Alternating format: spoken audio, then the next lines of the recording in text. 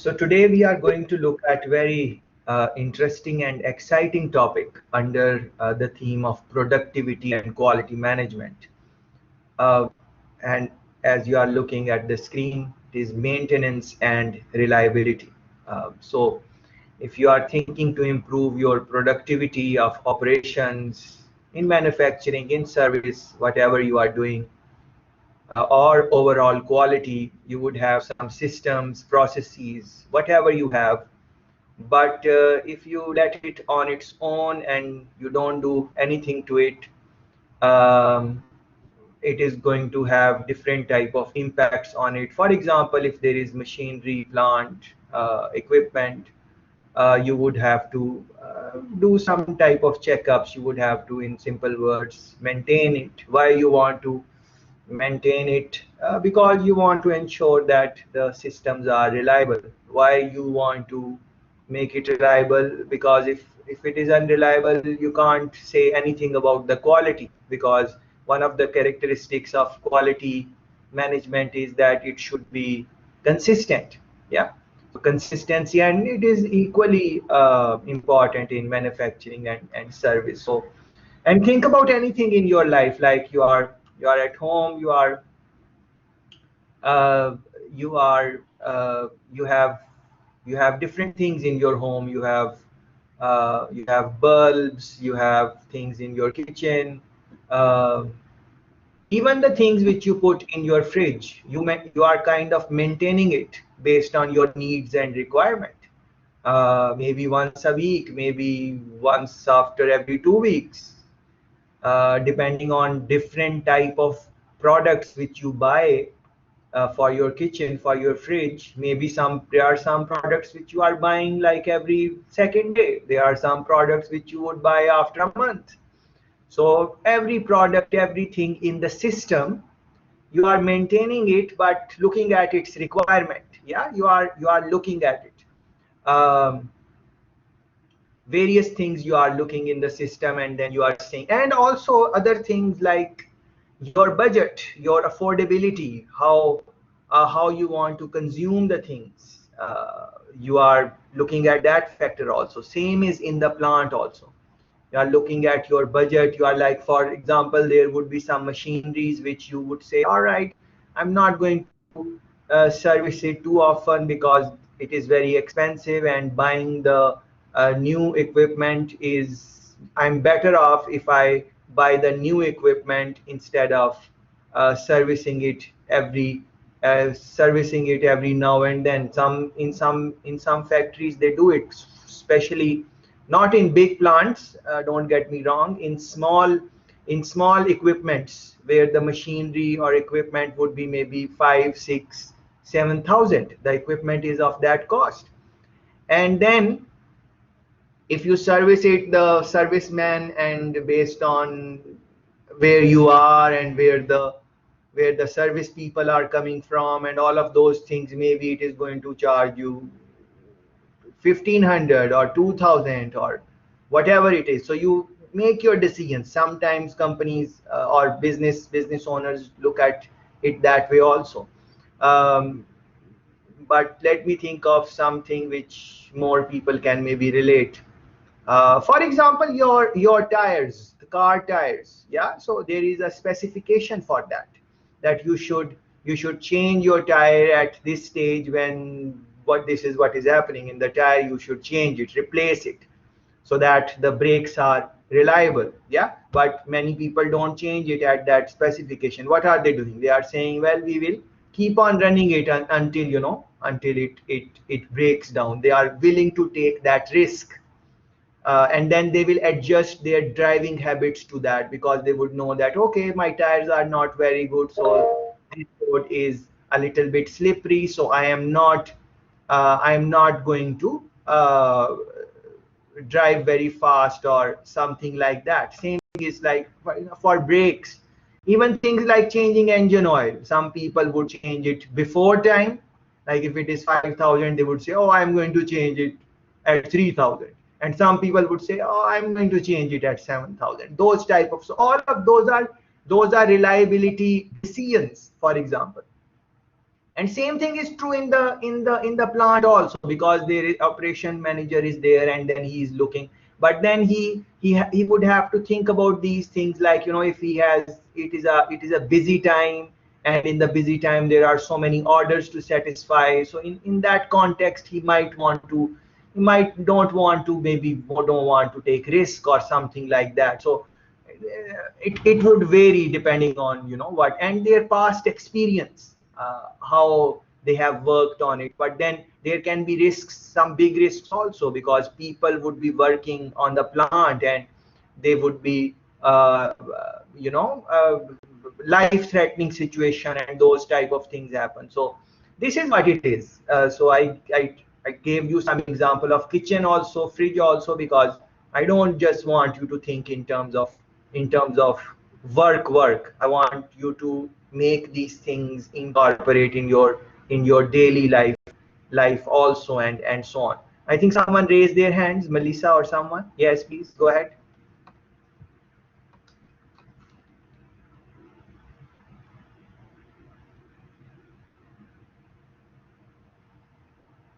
Can you hear me, sir? Yes, please go ahead.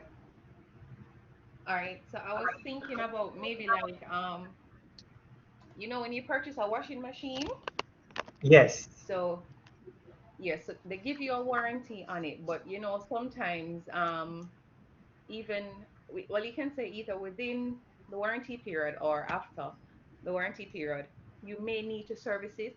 That way it, as you say, it's reliable, so you will be able to use it over and over again. Because if not, if you do not maintain it or get it serviced, then it will break down permanently, and you may have to purchase a new one. So you could use, just as you said, the refrigerator, you have to service it. Sometimes you have to get like your stove, depending on the type of stove. Like if it's a electric stove, you may have to get it serviced and looked at frequently. That way it will continue to do whatever you want it to do in your house. As well as the washing machine, if you service it when it needs to be serviced, or if it has to be serviced, then you will have to purchase a whole new one. Very interesting. Very interesting. I don't have that experience, so no. We have learned something very interesting from Melissa. Thanks very much. Very interesting examples. And yes, this is like from the work experience. I'm making it link it with that also, because they would, like warranty and these type of things, if you have not maybe serviced it in the time, equipment fails or something happens, they would say that because you did not use our oils, or you did not, as a matter of fact, on some of the equipment, in the factories, they would say that you would have to service it in this time, like in 1 month or in the initial period. And you would have to do it from us, they specify, and they say that if you don't do it from us, then the warranty is not there. Those type of things also happen. So thanks very much for that, Melissa. Yes, Handel, you are, let's learn from your vast experience also. Please go ahead. I'm agreeing with you, sir, that sometimes some equipment requires particular oil. I sell oil, Yes, so you find that what you call the OEM, the original manufacturer, yes. they require certain types of oil that has to go into the machines or the uh, equipment, whatever it is. yes, yes, So beautiful. I'm agreeing with you. Yes, thanks for that. Yes.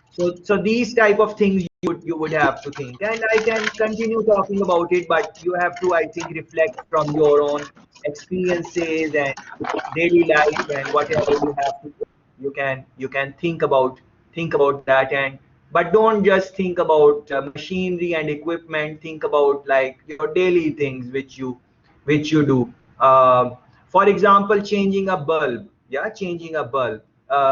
You would, in your house, you and me, we would change bulbs when they fail. Yeah, when they fail. So at that time we would change the bulbs. Not before, generally speaking, right? When the bulb is not working, we would change it. But in hotel industry, for example, top hotels and expensive hotels and those type of places, they don't change it necessarily like that. They have dates. So they would say, okay, this bulb is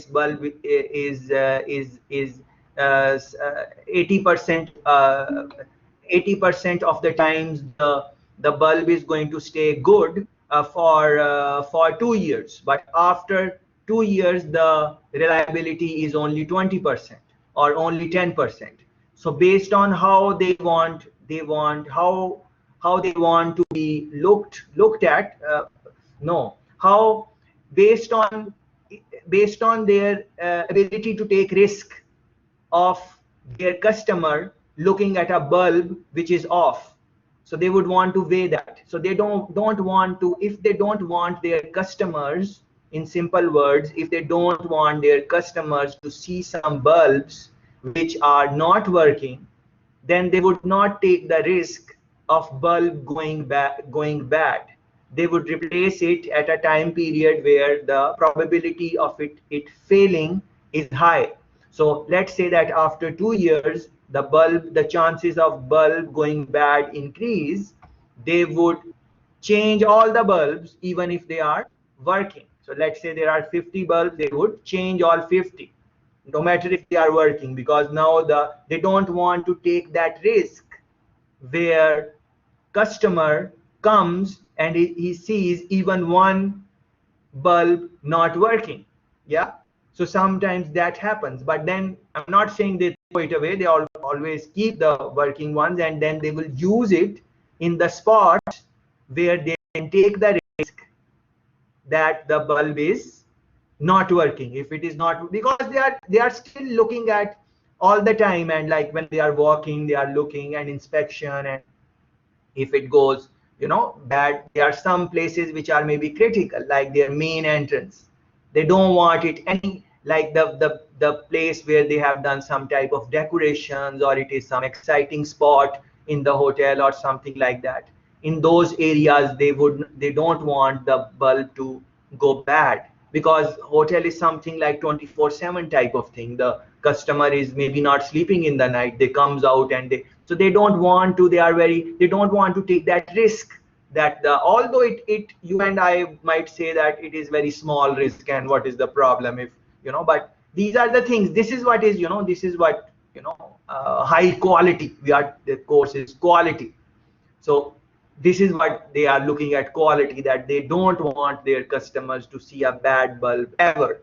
So in those spots, so they would do that type of thing. So that, when I learned this thing, I was quite it was quite funny, and then I checked it with other people also, and they said yes, this is sometimes it happens, not for all the bulbs in the hotel of course, but there are certain areas where they would want to do it. And then of course these things are linked with how they are how comfortable they are in taking different type of risks.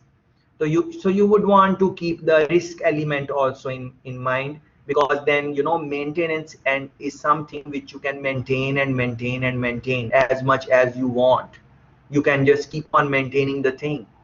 There is no limit of maintenance. It's just like your car. If you take it to the dealer now, like let's say you drive a BMW and you take it to the dealer, and or any car, for to drive a Toyota or whatever, you take your Toyota to the dealer, and there is some little problem and you want that to be fixed. They are going to tell you, oh, this needs to fix and this needs to fix and this is not working fine and this will go down, and this they're going to do that type of thing with you.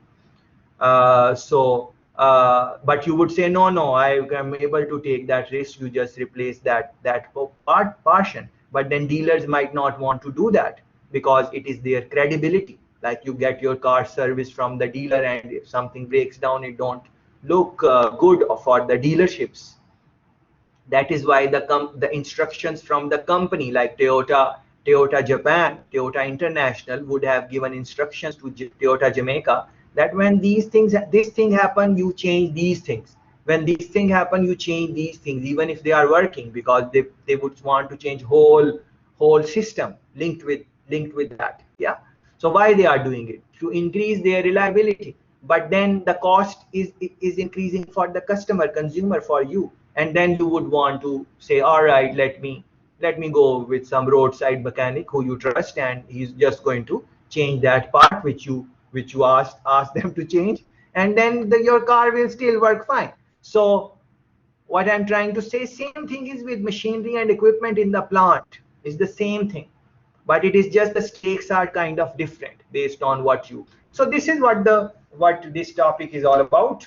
Um, so let's scan through some of the slides and see what are the main things they are going to maybe say, and then we can talk about it. Okay, I think some people are commenting, so let's look at. You can use the example of a car, something you have to get it serviced where it was purchased. Beautiful, Melissa. Very good. Sometimes you have to do it like that, because if it is, especially when it is in warranty, you buy a new car, for example. So if it is under warranty and you go to roadside mechanics in the warranty period, then your warranty is kind of compromised. Same thing for these laptops, which maybe you guys are using, or serviced where you, if someone else opens it in the warranty period, then they don't give it. So the examples are from daily life. Look at it from your work. You look at it, whatever, however is you are comfortable looking at it, you can look at it. And also I would like to add here that but let's take this point. Car manufacturers have set standards. Yes, beautiful. That is what it is. Standards. Yeah, this is the nice word to use. So they have their standards. They are going to go with that, not necessarily just solving the problem. They would want to go beyond that. Because the sometimes it is like changing tires. You say front tires are okay. Let me just change the back two tires, but then the dealership would say that no, change all four tires because of the wear and tear and whatever. So those type of things, and you can think about other things like like uh, anything you can think about. They don't repair, they replace. Beautiful. All right, this is yes, this is beautiful line. I'm loving it. Thanks for this, Felisa. They don't repair, they replace. This is what it is. This is the psyche. They would not want to repair, but as a consumer you would say, let me repair it. Same is with the plant, and even if the big machinery is there or whatever, the experienced and those type of managers who have years of experience, and they have seen how machines break down in the industry. For example, gleaner, observer, their work is dependent on machinery, a lot of machinery, because they are printing. They have to print a lot of papers in a short period of time. They just have few hours in the night or something like that, and depending if they are waiting for some big story to come late in the night, then they would leave space in the newspaper, and then so many things are there. So they would want to maybe keep some equipment which is like backup equipment. Yeah. So we would learn a little bit about that also, and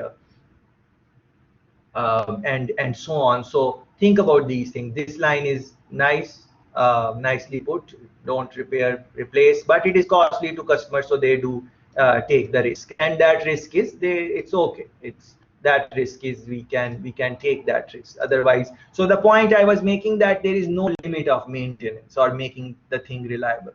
You can keep on making it reliable, more reliable, so it never breaks down. You can do that, and it will not break down, but your cost is going to go very high, and it is not feasible for you. So you have to check that also. So in that regard, in that context, I was saying that sometimes in some industries, especially small industry, where it is like one man show, or two people are working on some things, making making some jewelry, for example, on a small scale, on a small machinery, 5-7 thousand, and they would not want to service it. Sometimes if it is getting old, they will say, well, I have ordered the new machinery, or I have it with me, but so I will just keep on working on this machine until it breaks down. Let it break down. Like maybe you have some experience also. You would have a phone, or you would have a laptop, and instead of it has become old, and you would say, well, I'm just going to keep on running it until it breaks down, and I have a new laptop or computer with me. So you can think about the way you want. So okay, that is, I think that is what the chapter is about. So I'm going to quickly scan through the slides, but it is your job, please, to read the chapter in detail, because then a lot of interesting examples are there, and some terminologies are they are using uh, for different things. Um, uh, like for example, I use the term backup. For example, you would have a backup or something. They don't use backup term, they use redundancy. What is the redundancy you have put in the system? So those type of things you would have to read and understand, and uh, look at the relevant search on YouTube. And if you don't understand anything, read a little bit more about that. And of course you can link with me also, and then we can maybe talk about it. But I'm going to just quickly scan through some slides. Strategic importance, yeah, this is very interesting. So maintenance and reliability has some strategic importance. Why it has strategic importance? Because of all these things which you guys mentioned, and all the things which I have been saying. Because how, for example, risk you can take. So based on ability to take the risk, it is going to impact what type of strategy you have in place for your business. The example I gave you for the bulbs, for example, changing of bulbs in a 7-star hotel, uh, or something like that. Uh, how often they are changing it, it is linked with their strategy. So that is why, for these reasons and more, which you can, I'm sure, are coming in your mind and you are thinking about those things. So this gives you the strategic importance, these type of decisions. um, Different type of maintenance you would read about, like preventive maintenance, autonomous maintenance, and so on. Like preventive maintenance, what do you think would be preventive maintenance? Even before reading, just from looking at the word, just think about it. Don't try to look at a definition or anything. Just think about it. Preventive maintenance, what can be preventive maintenance? Yeah. So if you would think, you would of course know that you are preventing something to happen. Maintain, why do you maintain? So things don't fail. So you are preventing the failure. So it's not failed yet, but you are doing something to prevent the failure.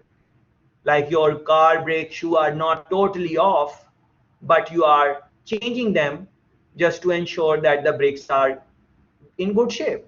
So you are preventing the, you could still keep on using the old brake shoes, they were not really bad, but you still decided to change them. Yeah, so what is that? You are it's preventive uh, uh, maintenance, for example. Autonomous, what would be autonomous maintenance? Autonomy, you are giving some type of autonomy to someone. Who would you give autonomy to? The person who is maybe in charge of the service, or the equipment. You are giving them um, the autonomy, that meaning that they would make decision. They should, you are telling them, okay, this equipment is company's equipment, of course, but you are responsible, you are in charge of this equipment. So you have to keep an eye also on this. Don't just rely on us, because you use this machinery all the time. So you, if anything happens, you take the action. If you think something needs to be done, some screws are getting loose, or some washers need to be changed, or anything like that, although or the color is changing of the things coming from the equipment. So it is good, that is why it is good that you have also have some type of experience with working on that machinery. Only then they would want to give it to you. Like, for think about, like, from daily life, like the truck drivers.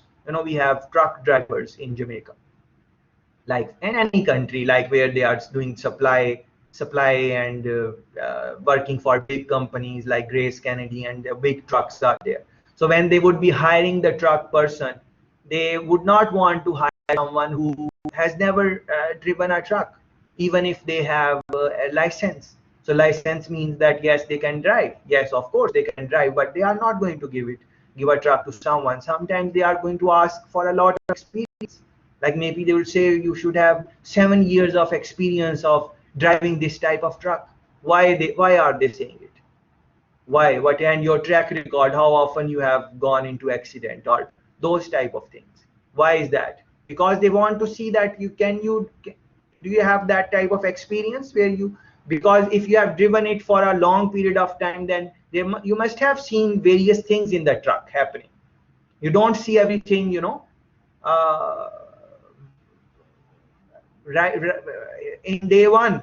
Even you can have, and this is very interesting, this is like, sometimes as people have more and more experience, they start thinking that they know now everything. But reflect in your life.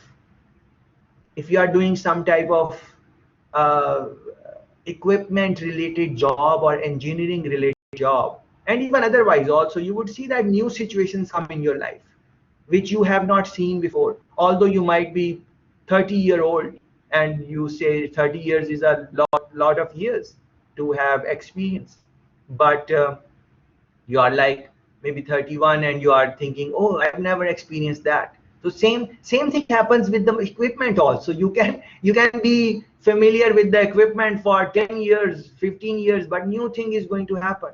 And so that is, personally, you can think the way you want, but I'm just sharing my thought that the way I think is that even if you have a lot of experience, you should never think that you know it all, because if you are open, you are always going to learn. uh, and also you would be more careful if you have the mentality that you know it all, then you are thinking in a different way. But if you are thinking that okay, maybe other people can teach me something because they also have experience, like all of you also have experience, of years of experience in whatever you have, and you have your own life situation, and that is why, uh, maybe you are learning one thing from me, but learn something from you. Like Melissa gave an example a while ago about washing machine, very interesting example, uh, about the powder it is going to use and different type of things, and so on. So uh, that openness, I think, is important, plus with the experience. So those type of things you would want to have. Productive maintenance, to continue with the productivity, maybe of course there are definitions which you will read in the chapter as you are reading, so pay attention to those, but I am just trying to explain in a layman's term, so you understand, you don't get like too much like what is this seems very difficult or something like that, because there are some calculations also in this. So don't worry about that. Should be fine. So total, what would be total? So all the initiatives which you would take for productive maintenance, they would fall under total productive maintenance. That is what total is. Wherever you say, for example, total autonomous maintenance, although there is no term like that, based on the if you just look at the chapter, they have not used the book chapter, they have not used the term total autonomous maintenance. But I'm just saying that if you see total autonomous maintenance, that would mean that all the workers you have given autonomy to maintain the equipment or whatever they are using, all of them, you are looking at all of them collectively, so that would be total autonomous maintenance. Although again, that is, I've not seen any word like that in the book, but just for explaining you. Okay, for example, these type of things, mean time between failures. Yeah, this is very interesting concept. So what is that mean time between failure? So essentially it is saying that everything is going to fail, no matter how reliable it is, no matter how good it is, no matter what equipment it is, no matter what service it is eventually going to fail. Some things would fail after many years, some things would fail after a couple of years, some in months, some in days, some in weeks. That is different. But every equipment would fail eventually. Just like a human being, it is eventually everyone is going to like uh, fail or transition from this world to wherever we will go. And but mean time would be that what is the mean time, what is the average time between two failures for this machinery. So this machinery is going to fail, whatever this machinery is, but what is the timeline we are looking at? Is it going to fail in averagely? It is going to fail like after 2 years or 3 years, or it's just like, you know, human average age. What is the human average age? It might be like 62, 63, something like that. Maybe, I don't know. Run a Google search and find out. And but how many years people would live? Maybe some friends would live 100 years. Maybe some would live less than that, and so on. So some people would maybe die even when they are in their teenage, or God forbid, even before that. So we can't say at what time what will happen, but we would have an average age. Average age for different countries would be different, I'm sure. Developed countries would have different, based on the pollution, based on the eating habits, based on how physically active one nation is, based on the cycle or not, based on the like, genes and all those things would be, but there would be mean time, like average age. So that is what it is, mean time between failures. Between two failures, what is the average time when some equipment is going to fail? We'll look at some questions and things would be more clear. Of course, breakdown maintenance, for example, this is a terminology, breakdown maintenance. What is breakdown maintenance? So you would maintain when it breakdowns. Yeah, of course, the book has, as I said, more like difficult type. They just worded it unnecessarily in maybe use some jargon or something like that. But this is what it is: breakdown maintenance. You something breakdowns and you maintain it then when it breaks down. You don't maintain it before that, and I gave you some example earlier also. Or sometime when from the kitchen or something, because we should understand the things in, like, from our daily life also, from our experience also.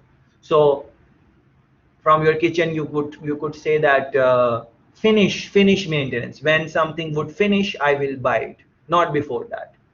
I will not keep a stock or something. So there might be some things in your thing which you only buy when it finish, when it's kind of, it is kind of equal to breakdown. So breakdown means it break down, now it's gone, maybe. So either you would change it, or you will maybe repair it in the context of uh, a plant where they are manufacturing something. Or you can say, in from the kitchen, or the other examples we were saying, you could say that when the thing finish, I will change it.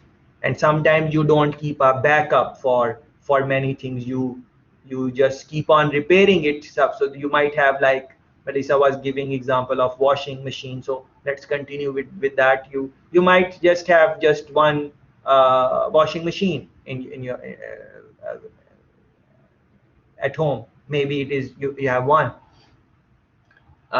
because you don't want, you are okay, you are willing to take the risk that if one day it breaks down, you don't necessarily want to wash your clothes in that night. You can maybe check with the mechanic, you can get it repaired. If it is not if it is unrepairable, you would get a new one or something. So you might not want to have a backup for that type of breakdown for to happen, because you are willing to take the risk. On the other hand, if it is some busy plant or something like that, some business type of activity, and they are in the activity of laundry, for example, they wash clothes for other people, and they dry clean, and they iron or whatever, companies do that also. So they would not want just one machine. If you would have gotten a chance to go in their facility, you would see that they would have multiple washing machines and multiple dryers and something like that.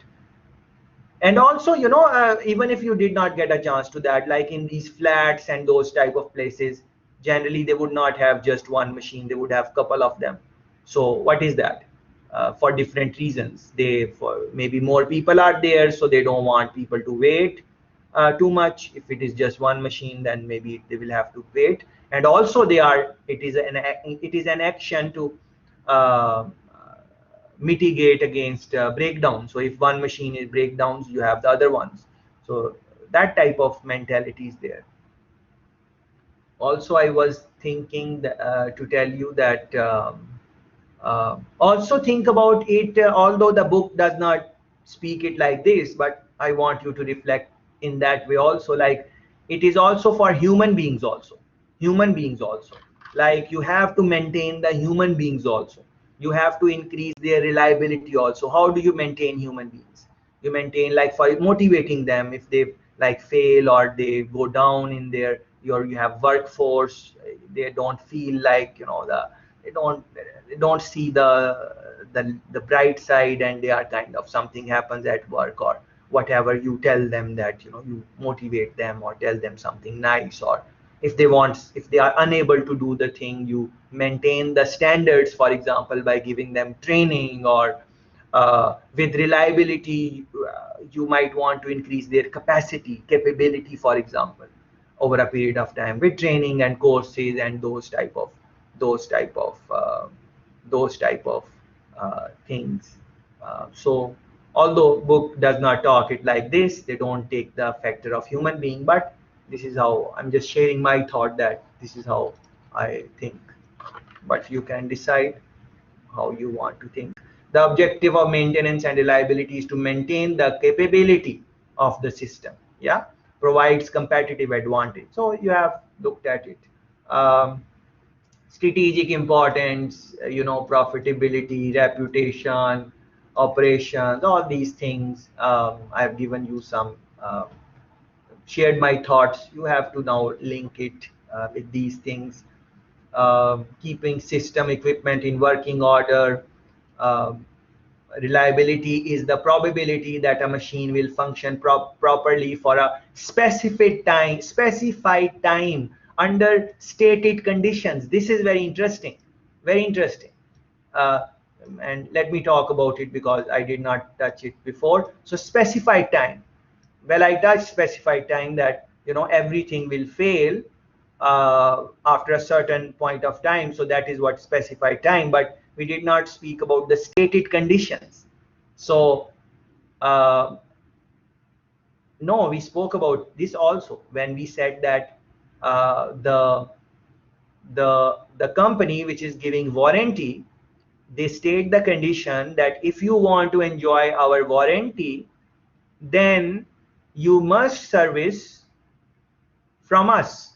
If during the warranty period you don't service from us, then we will not be able to give you warranty if something happened because someone else touched the equipment or something like that. Very good. So we have, but we did not use this line, and I as I saw the line, I got a little excited because I like the way they have put it, like for specified time under stated conditions. Yeah, so you might want to keep that in mind. Reliability, maintenance, very good. This is an interesting chart to look at. Results, you want to reduce inventory, improve quality, improve capacity, reputation for quality, all of these things. And you can do it from two different directions, that, or maybe both of them together: employee involvement and proper procedures. Yeah, so if you follow proper procedures, then then uh, then the chances for the machinery or equipment to break down are less. How are you using the equipment?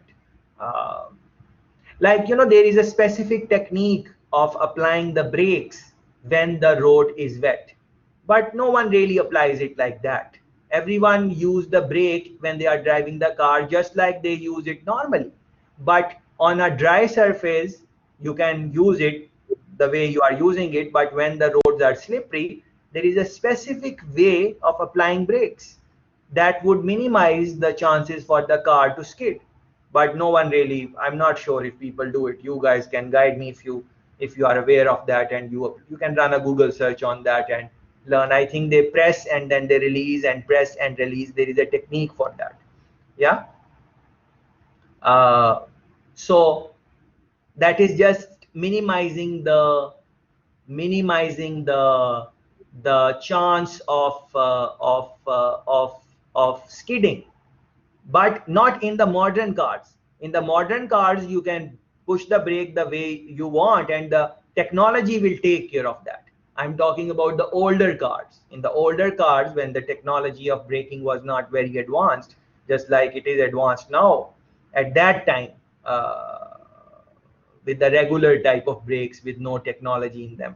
But like cars nowadays, like BMW or Benz and these type of cars, they have that type of mechanism in that, where even when you push the brake, the tire don't just jam.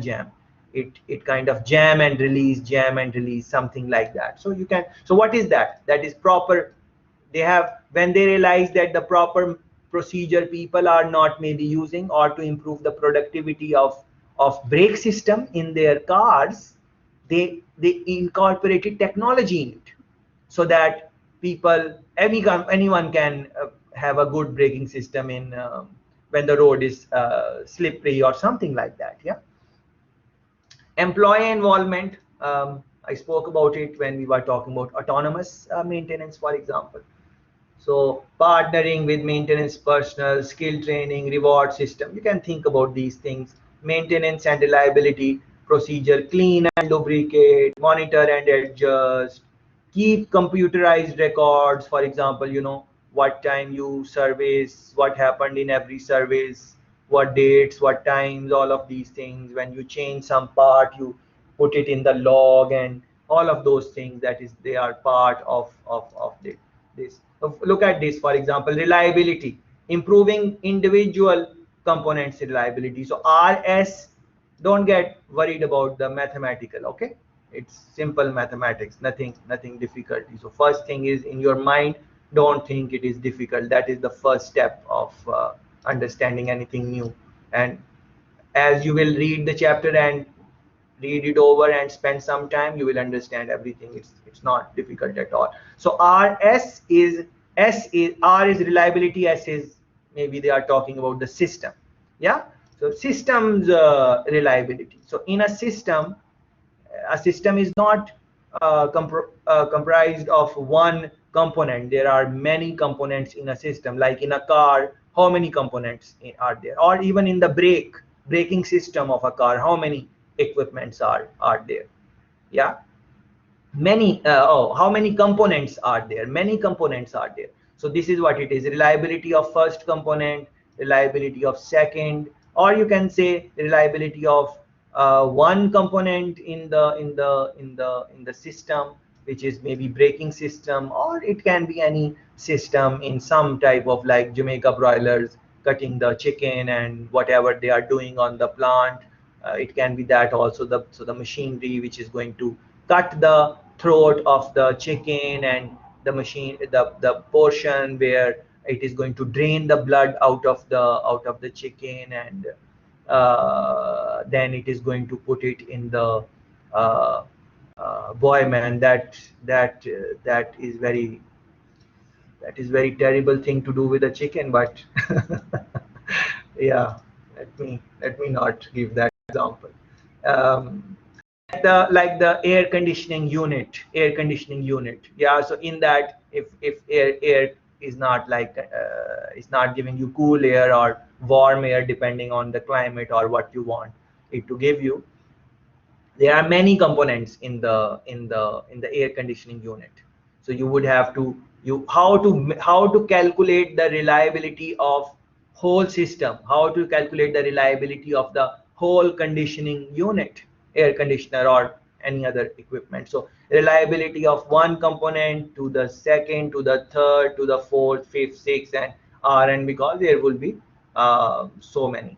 What is this? This is, don't get confused again, overall systems reliability. Yeah. So take a moment to look at it without getting worried that there are so many lines on it. Look at one line in one time. Don't look at all the lines. Just pick one line and look at that line and ignore the other curves. And then read what is on the x-axis and read what is on the y-axis. X-axis is average reliability of each component percent. So you are saying that as it is going to this direction, this is where the average reliability, the mean reliability is going towards. And what is this? Reliability of the system percentage. Overall system, what is the overall system's reliability? 100%, 80%, 60, yeah. So just pick up one line. So we are going to pick up this line, for example. You can pick any line.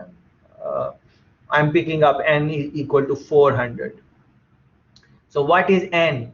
N is like the each component. So if there is a system, which has 400 components, then this is how the reliability would look. See, it is as the numbers are increasing, the reliability is going down, down, down, down, down. Yeah. And on the other hand, look at this. N is equal to 1, where it is only one component. See how high the reliability curve is. Just one. Yeah. Still, you would say that this, even though there is only one component in it, in the system, still it is not 100%. It is not a straight line on the 100, because there is still a chance that after certain point of period of time, as it is going this way, right direction, see the reliability is coming down 96%. Over a period of time, it will go 95, just like I gave you the example of bulbs or something. Yeah, but let's make some simple statement about this. So in simple words, what it is saying, this diagram is saying that the more the number of components in a system, the less the reliability would be. For example, for this curve, the reliability is around here, somewhere around here, 80. Yeah, because why? Many reasons are there. One of the reason is that there are 400 components in the system. There are so many components in the system. So that is, they rely on each other. Like in the air conditioning unit, even if the one major component fails, although other components are in working order, but they will not work because because uh, because that one component has broken down. So because that one component has broken down, it has compromised the effectiveness of all the system, although you could say that it has 400 components. On the other hand, there is one system in which there is only one component, so it is only dependent on that one component. So because it is just one component, you can service it frequently or check it, monitor it frequently, because it is just one component.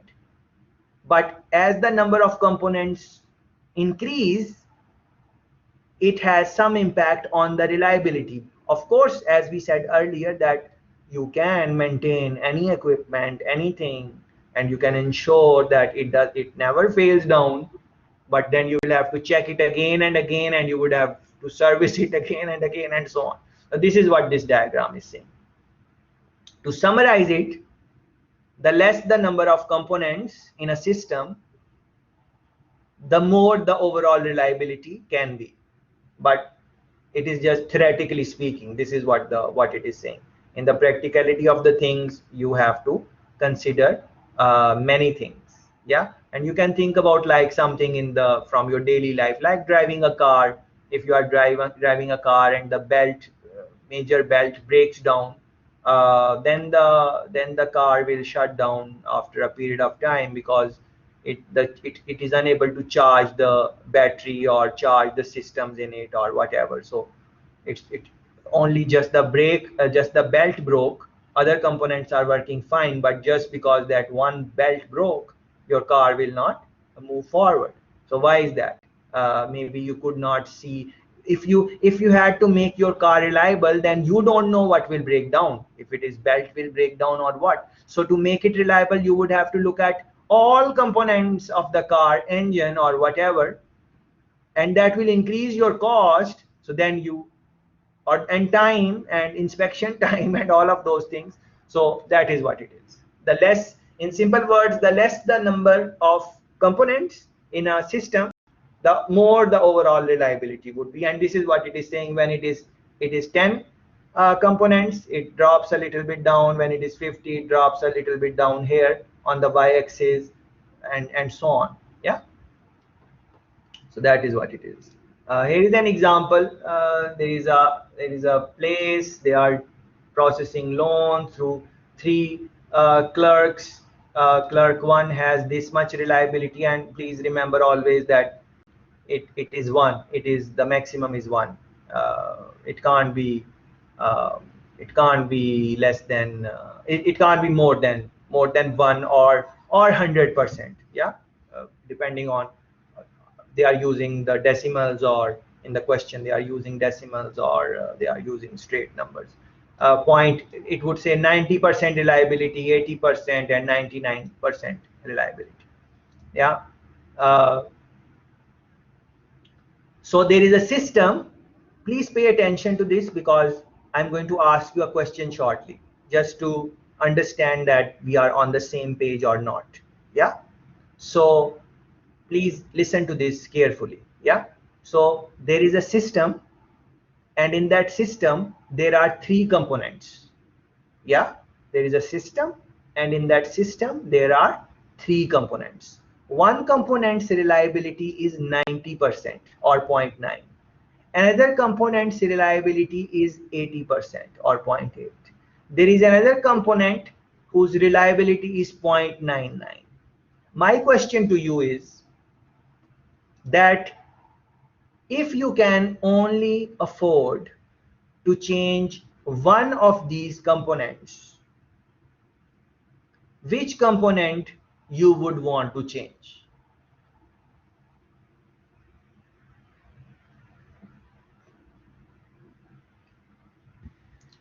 The 0.8, sir. Why you would want to change 0.8? What is the reason? What is the rationale?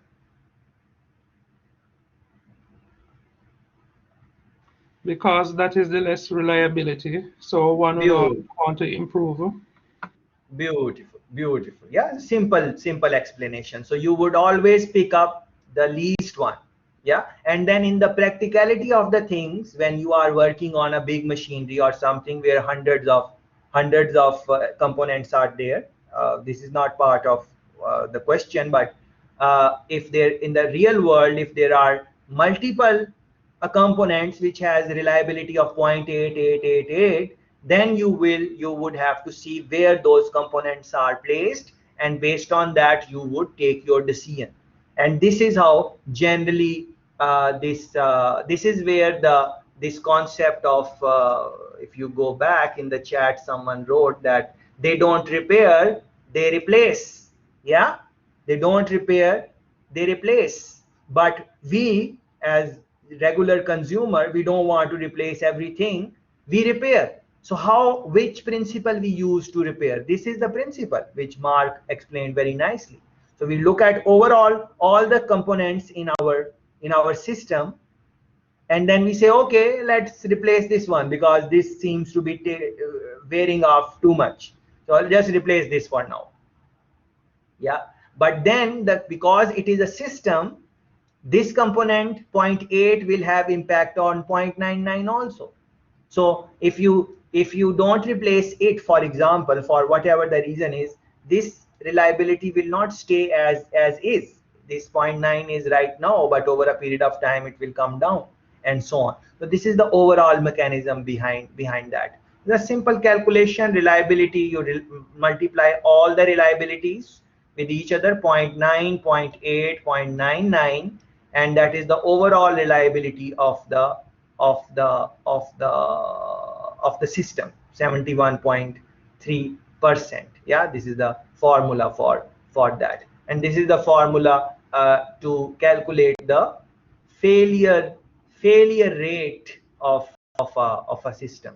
Number of failures, how many times the product has failed.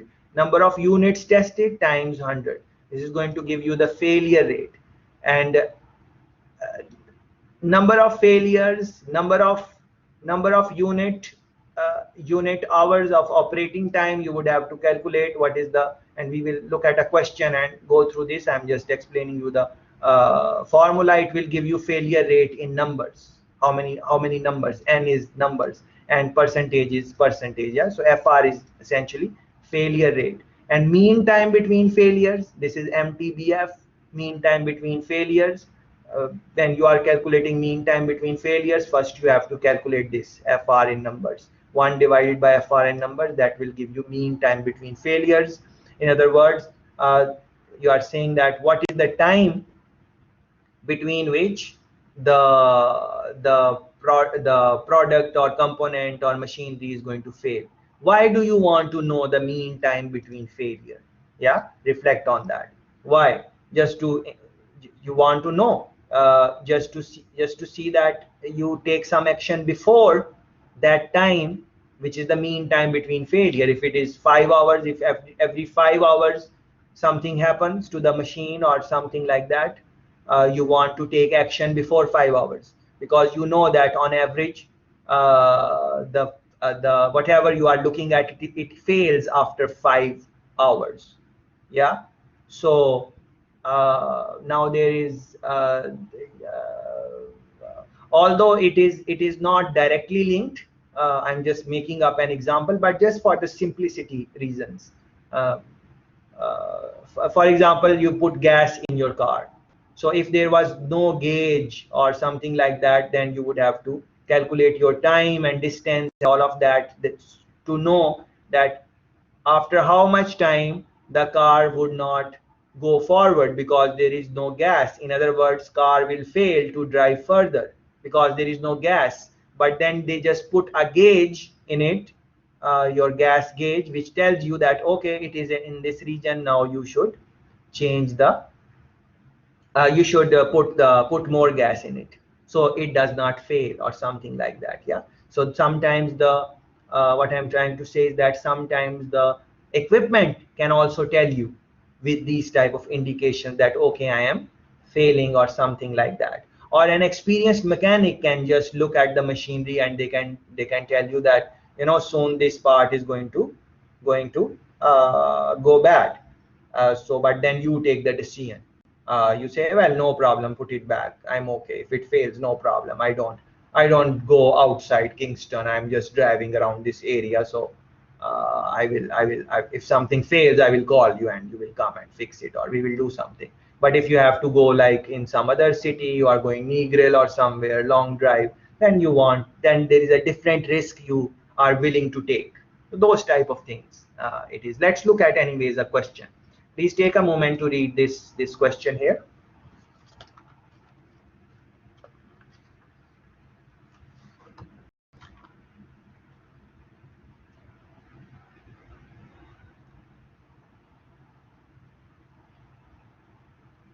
Yeah. And as you are looking at this, please take out your own slides also, because I'm going back and forth.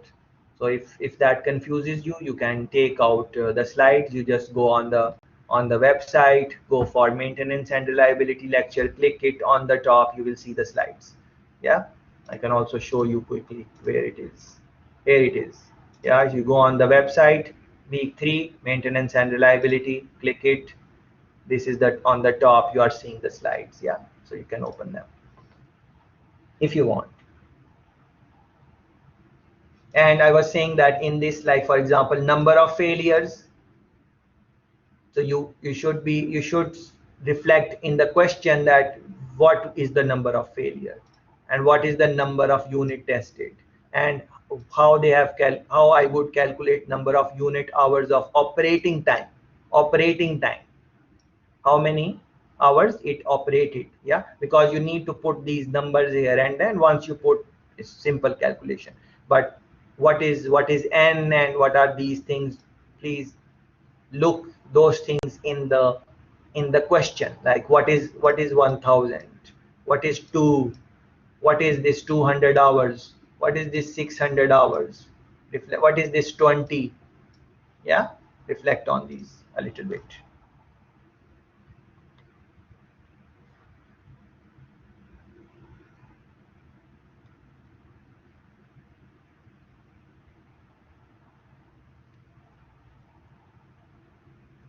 Okay, so as you are looking at the question, you would see that they say that two of the system failed. Two of the system failed. Two of the system failed. Yeah. So what would be the number of failures then? Two of the system failed. And how many total systems were operating? 20. 20. And two of them failed, right? So let's come back to the question. Number of failures. How many failed? Two. Number of units. How many units? Anyone can tell how many units? No? 20. Yeah. So 2 divided by 20 is going to give you percentage of the failure rate. Let's look at this. Look at this. 2 divided by 20, taking percentage, 10%. Failure rate in percentage would be 10%. Can anyone interpret what this means? FR percentage 10%? Yeah, you should be able to do it by now. Yeah, should be able to explain in layman's term what it means, 10%. Yeah, yeah. Let's look at the, what is the other one? Number of failures, number of unit hours of operating time. So you already know number of failures. What was the number of failures? 20, 18, 2. What was it? Number of failures? 2, sir. 2. 2. Very good. Yeah. So you are putting 2 here. Don't put 20. Don't put 18. 2. Number of failures. How do you know? Because you read the question. 20 air conditioning systems designed for use of don't the it can be anything here, astronauts or making juicy patties or whatever. It could be a service also, it doesn't matter. You are just looking at the major information. They were operated for 1000 hours. Yeah, 20 air conditioners operated for 1000 hours at this facility. Two of the systems failed during the test. One failed after 200 hours and the other one failed after 600 hours. So you know that 2 is the number of failed system, and if you want to calculate the successful system, it would be 18. Yeah. So but look at this, 1000 hours, but one of the systems which failed, it failed after 200 hours. So how many hours it worked if it failed 200 hours? Because every system has to work for 1000 hours. So one system failed after 200 hours, that means it worked for 800 hours, because it was supposed to. So for example, let's say we are supposed to engage each other for 4 hours. 4 hours. But we engage each other for 1 hour. So how many hours we did not engage? We did not engage for 3 hours. That is how you are calculating. 1000 minus 200, 800. So this system only worked for 800 hours, one of the units. And what about this one, the other one which failed? Because they did not fail completely. They worked for some time and then they failed. So other system failed after 600 hours. So if it failed after 600 hours, how many hours it worked? 400 hours. So this one worked for 800 hours. This one worked for 400 hours. 800 plus 400 would be how much? 1200. Yeah, 1200. 1200. 1200. And what should have been the total working hour for the system? 20 times 1000. In totality, it should have worked for 20,000, but it did not, because there are some hours where it did not work. So you are doing just subtracting from 20,000. Yeah, this is what they are doing. 20,000, where this 20,000 come from? This come from 20 times 1000, 20,000. They put it here. Why they are putting it here? Because they are calculating FRN. And what is the formula for FRN? Number of unit hours of operating time. How many hours it operated. Yeah. So, and then 1200, where this 1200 coming from? This 1200 is coming from 800 for this, 400 for this. 800 and 400, 1200. So you are just putting it here, and this will give you failure unit hour, and this is the formula. This is the formula, FRN. And why you are calculating FRN? The reason for all this calculation is to calculate mean time between failures, so that you can take some precautions. And for MTBF, you need to know FRN. That is why you are doing all this calculation. Because if you are asked to calculate MTBF, you cannot calculate it without calculating FRN. That is why you calculated FRN. Number of failures you take from questions too. And then you can use any strategy, but you just need to calculate that how many hours the machine worked. There are different ways to that. Yeah, so you don't necessarily have to do 20,000 minus 1200. You can do it in different way, whatever is suitable for you, but you have to just reach at the calculation where it is giving you the functioning hours or operating hours, or in the time in which the machine was running. That is what it is. Operating hours, that is what it is. Yes. And then you are just plugging it in the question here. One, it comes, one is, what is one? One was given in the formula. One is standard. Yeah, one, and then you put FRN.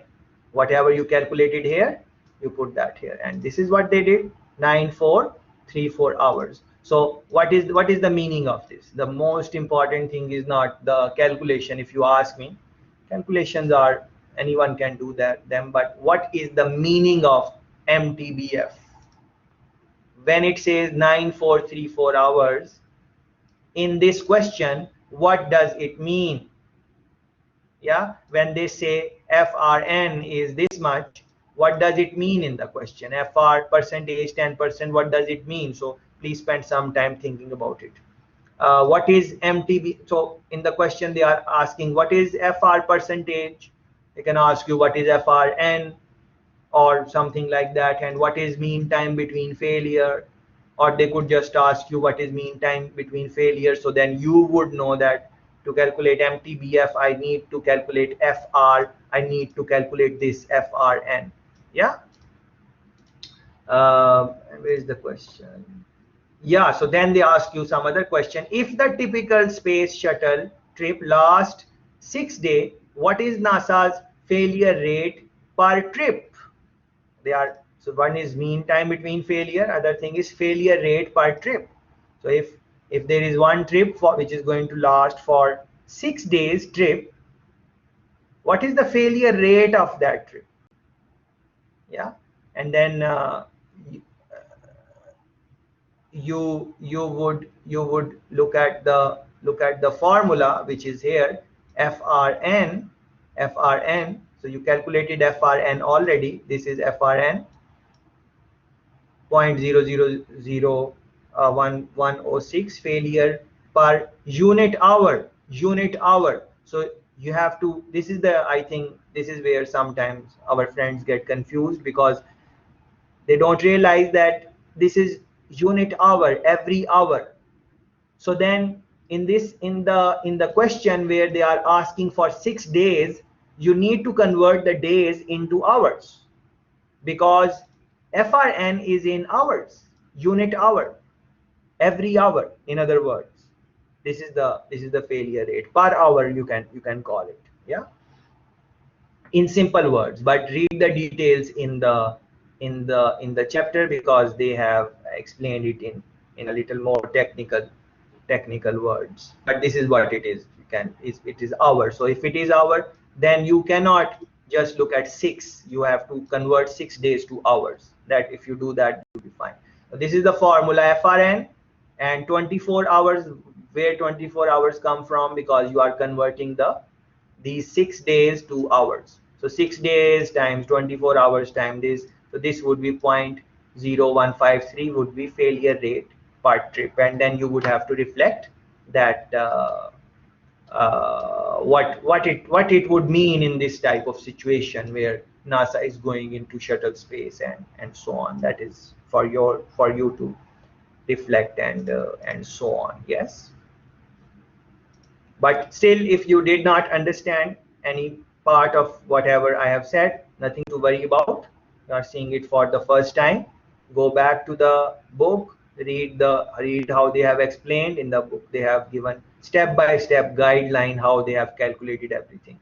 And don't just look, practice or something like that. Uh,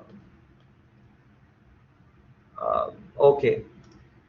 Okay, so backup. So I was telling you that in maintenance reliability, we in our daily life we use the term backup support or backup, something like that. So do you have a backup? Yes, I have a backup. I have a backup. You have a spare tire in your car? Yes, I have a backup tire. You have a spare car? Yes, I have a backup car. Or you have a something like that, backup. But in maintenance reliability, you say redundancy. So you are providing redundancy. So in simple words, it means that you are providing backup, some type of backup. So uh, let's look at this one now.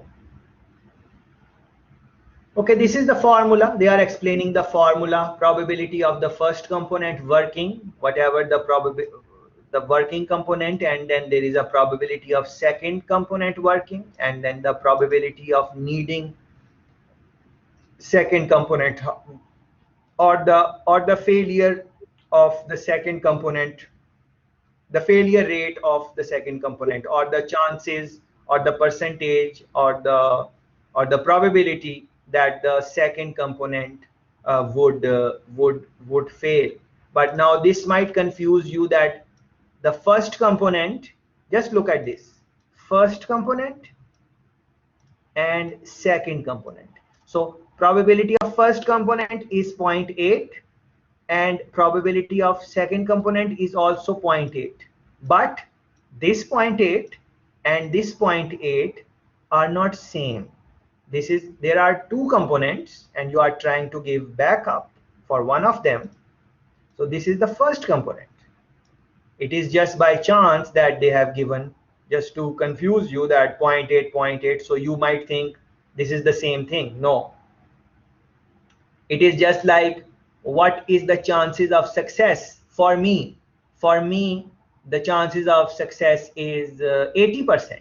And what is the chances of success for Mark? The chances for success for Mark is also 80%. So this is my probability, maybe first component, and this is Mark's probability. It's also same, but we are different. This is first component, me. This is second component, Mark, or vice versa. Mark is the first component and I am the second component.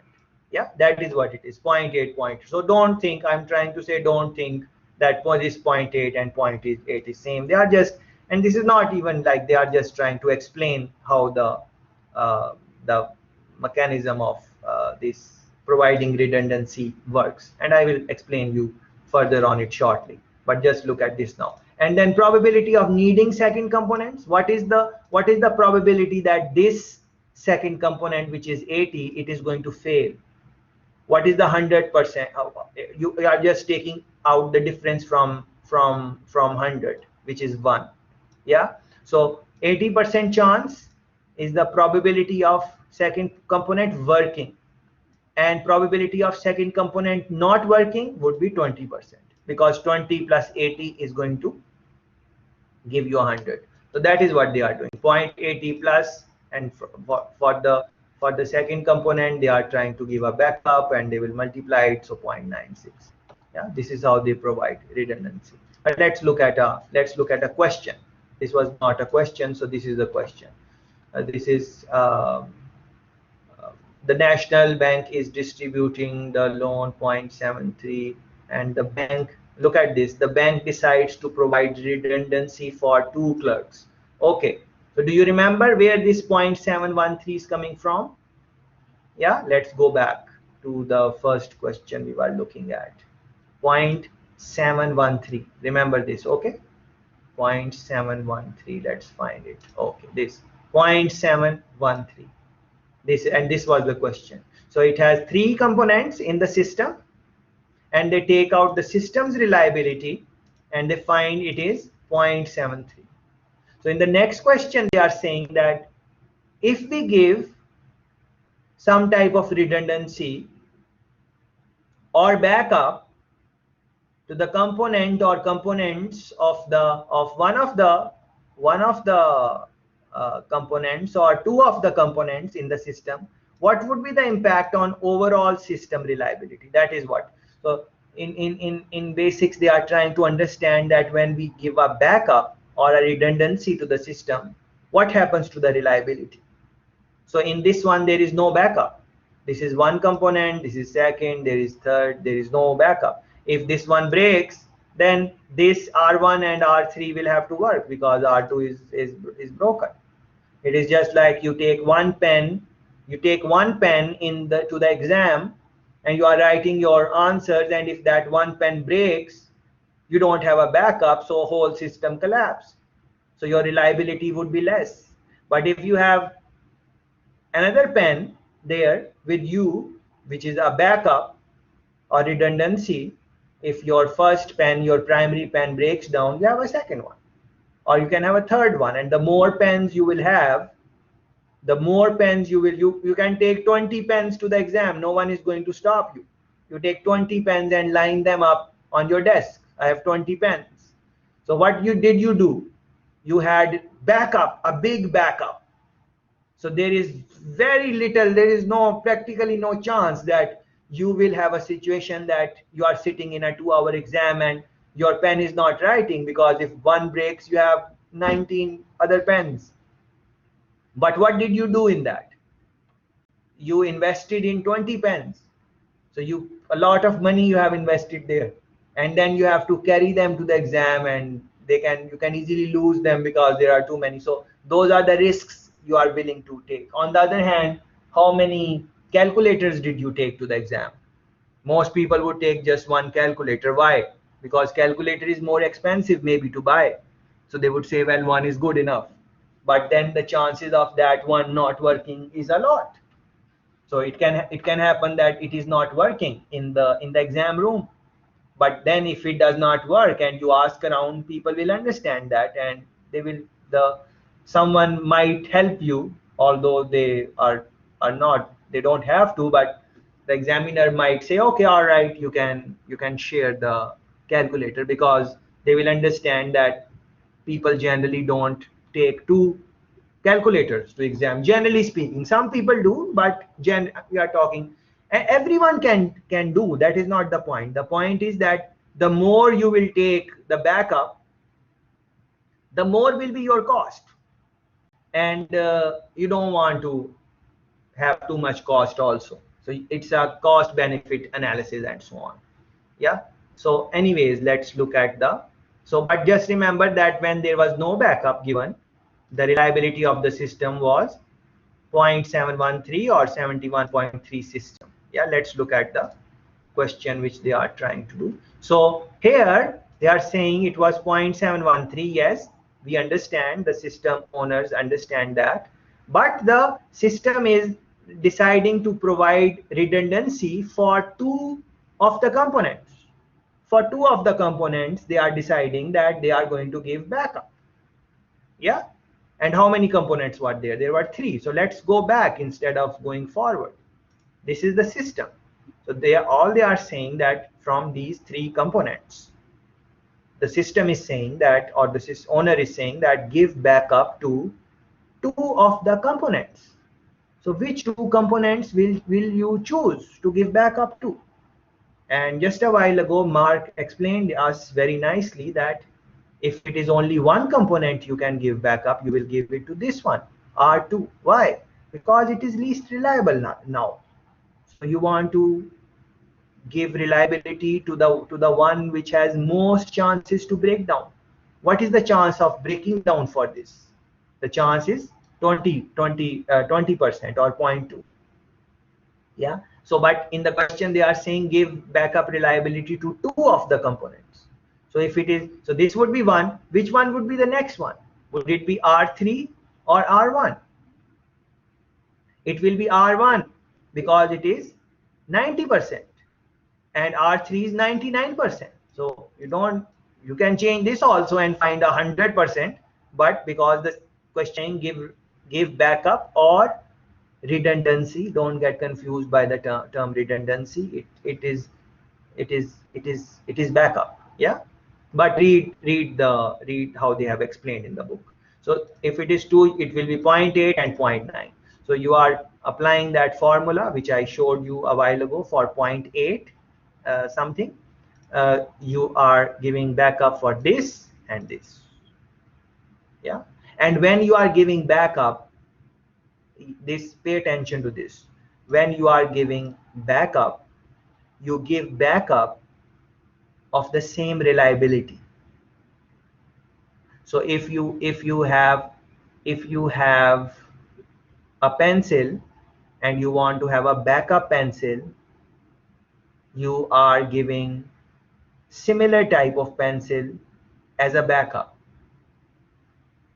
not cheaper, not more expensive. It is backup, equivalent term of backup. That is what the principle here, at least the way they have done it in the book. Yeah. Okay, let's look at the calculation. So this is what it is. One component was 0.9, one component was 0.8, and one component was 0.99. Yeah, so they are giving backup for 0.9. This is the backup. 0.8, this is the backup. And 0.99, they are giving no backup because the question said the bank decides to provide redundancy or backup for 2 clerks. If it would have said that give backup for all 3, then you would have 0.99 here and 0.99 here. Yeah, but anyways, let's look at the calculation. So this is, let me take you back. Remember this, we just looked at this probability of first component 0.80, giving backup of the same nature 0.8, and then probability of needing second component, or you could say probability of second component failing. It is same thing. Probability of needing second component or probability of second component failing. What is the probability that the second component would fail? It would still be 0.2, or needing is the same thing. Yeah, you decide what is easy for you.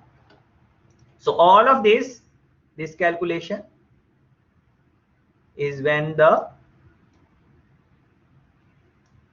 reliability is 0.8. Yeah, they just did it for you here just to explain you, and it comes at 0.96. When you give a backup for a component whose probability is 0.8, you give it one backup, the overall system reliability of with that component goes to 0.96. You are seeing a big difference. This is saying 80%, this is saying 96%. So just by giving one component one backup, the reliability increase of the performance. It is just like when you are driving, and if you have a spare tire, then your reliability is like 96%, that even if the tire breaks, there is 96% chance that the next tire, the spare tire, will not break down before you reach to some shop which is going to fix it. But if you don't have that backup, then, and you don't have a spare tire, then Well, yes, the tire don't go bad all the time, so you would have 80%, but you have risk situation. This is what it is. Anyways, look at this. Point 9, this point 9, this point 9, pay attention, highlighted section. Point 9 is this point 9.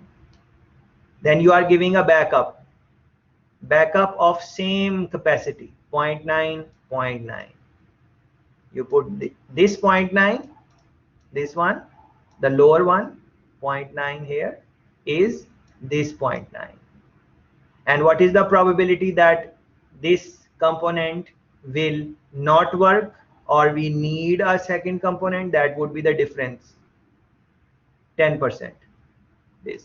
So all of this highlighted section, which you are seeing, highlighted section, is the same as this in the question.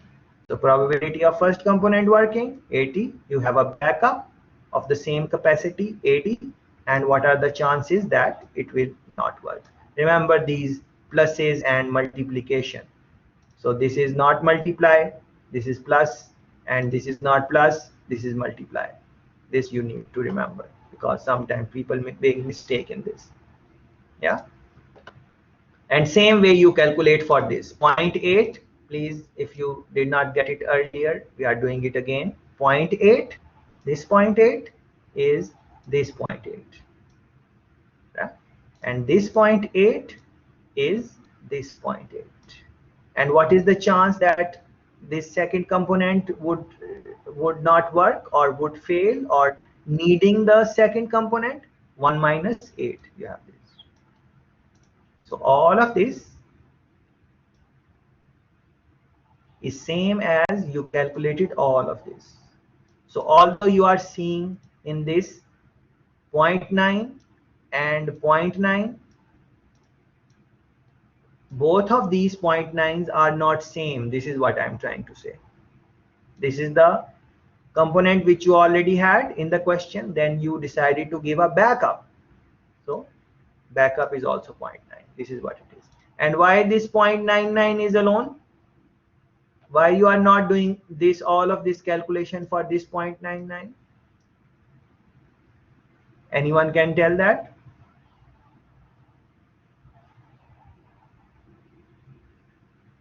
No?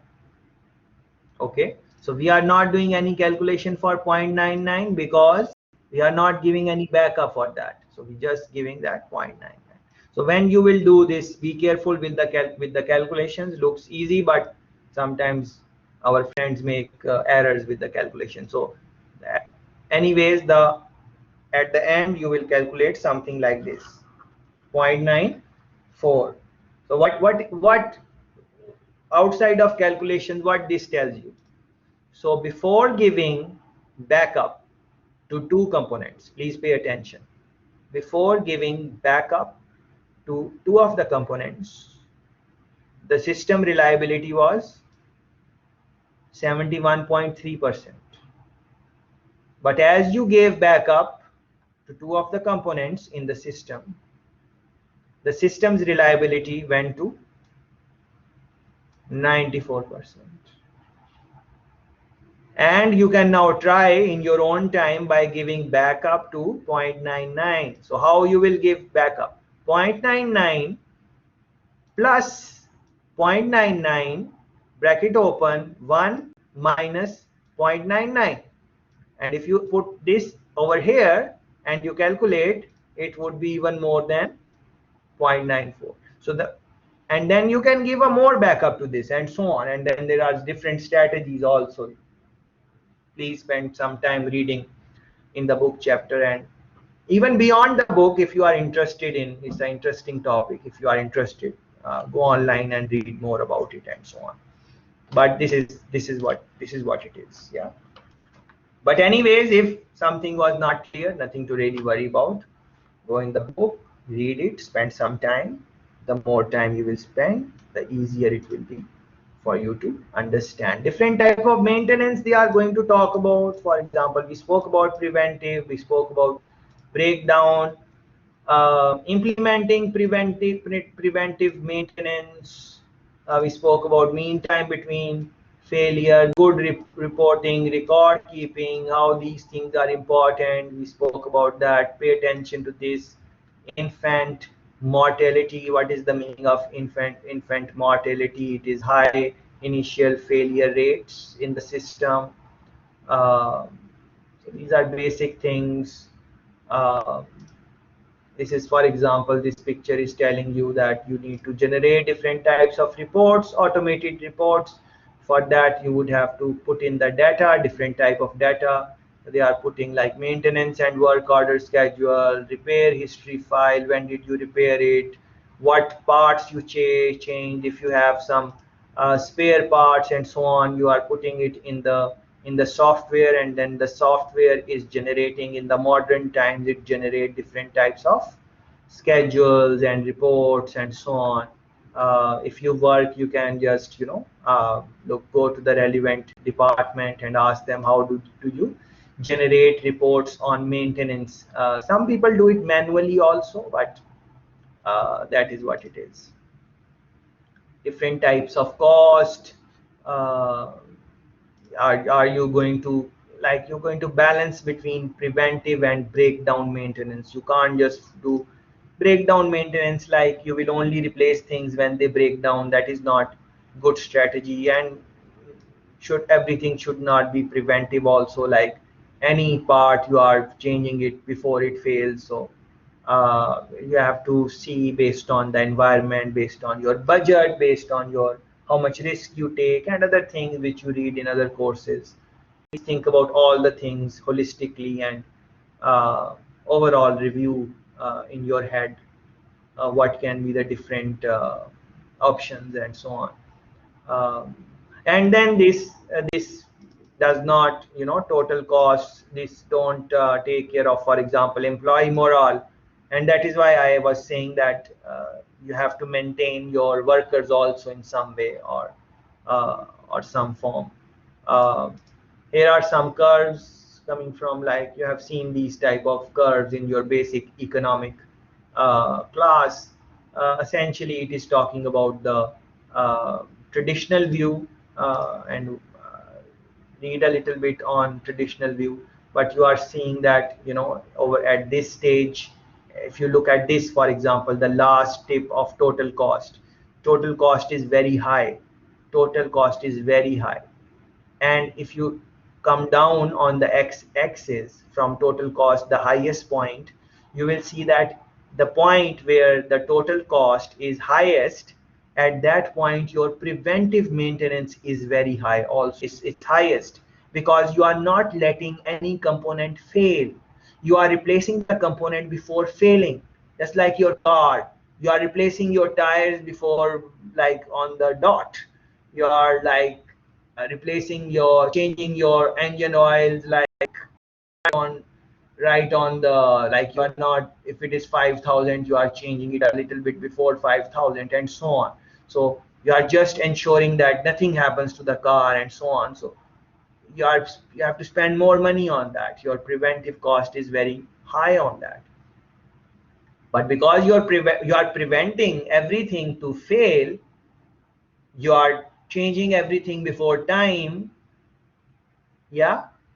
And again, it is this beautiful line: they don't repair, they replace. So you are in that type of mindset. Then what would be the breakdown cost? The breakdown cost should be minimum, because you are you don't repair, you just replace it with the new one. Yeah. So see, the breakdown is lowest. So where the highest cost, the total cost is high, it is preventive is highest. That is why your total cost is highest. But then your breakdown is, your system would be very reliable here. It's the very reliable. It's not going to, your breakdown will be minimum. It won't be zero. See, it is not touching the x-axis. Blue line, dark blue line is not touching x-axis, because things will break down anyways. There is an expiry date for everything, no matter what it is. Some things would last for 100 years, but even after 100 years, it is going to, it is going to fail.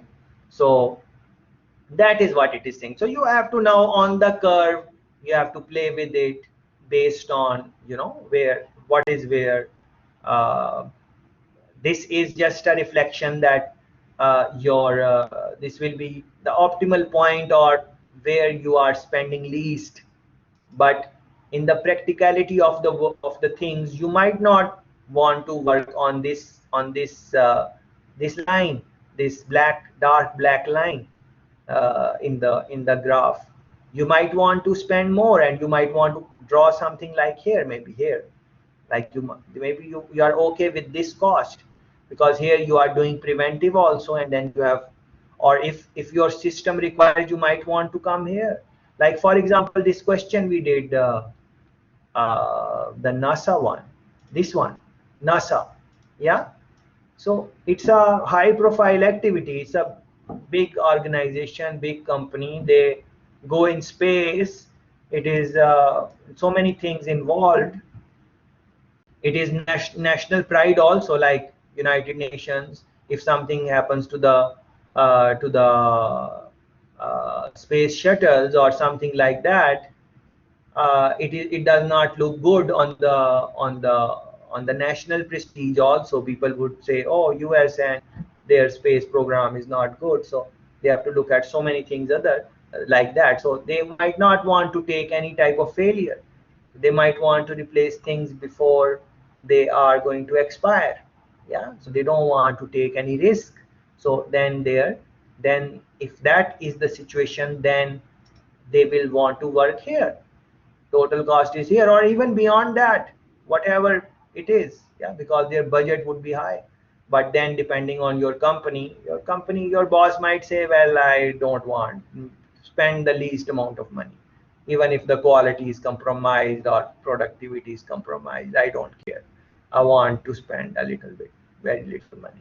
And then from time period to time period, people might, do different type of costings. Like our budget for the next year is good, so we have a high budget, so in next year try to improve the quality which we can maintain and sustain. Yes, that is what it is. So don't get worried with these type of graphs or charts. uh, and things are very nicely explained in the book chapter, so I encourage you to, even if you understand all the things which I said, and I try as simple way as possible, still read the uh, chapter, because you are going to learn same way. Try to understand this picture also. Let's look at this question now. Take a moment to read it, please.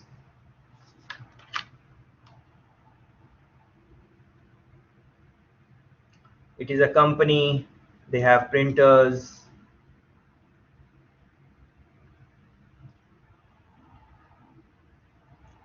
They are giving you breakdown rates, how often or how many times the printers break down, and they are giving you for the last 20 months. Yeah,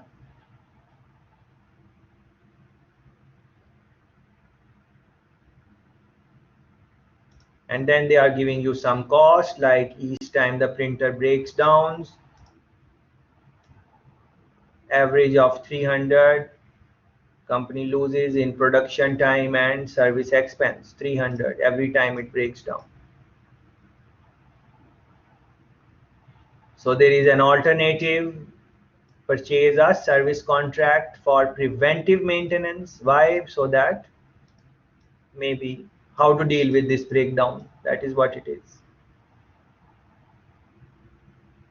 And even if the company contracts for preventive maintenance, there will still be breakdown. Yeah, things will break down anyways, although they would have some contract with the company. And when that happens, the cost will be 150 every month. And how often that can happen? Averaging one breakdown per month. And how they know this? From their past history, maybe over the past 20 months, this is the rate and so on. This is the question. So printers breaking down, what is the cost in terms of losses? Every breakdown 300. They can do preventive maintenance, and even if they do preventive maintenance, it will still break down once per month, and that cost will be 150. Yeah, so let's look at this information. So they were saying this will be given. They said over the past 20 months the printers have broken down at the rate indicated in the table, and this is the table. And this is the question: should the firm contract for maintenance on the printers? Should they do that or no? And this is the table which this spoke about in the question. So the table is 20 months, overall 20 months. They have the information for 20 months. This was given in the question. Look at this, 20 months. Yeah, 20 months. And in 2 months out of 20 there was no breakdown. In 8 months out of 20 there was one breakdown, and so on. And average cost of breakdown is 300. How do you know that? From the question. Look at this, 300. Yeah.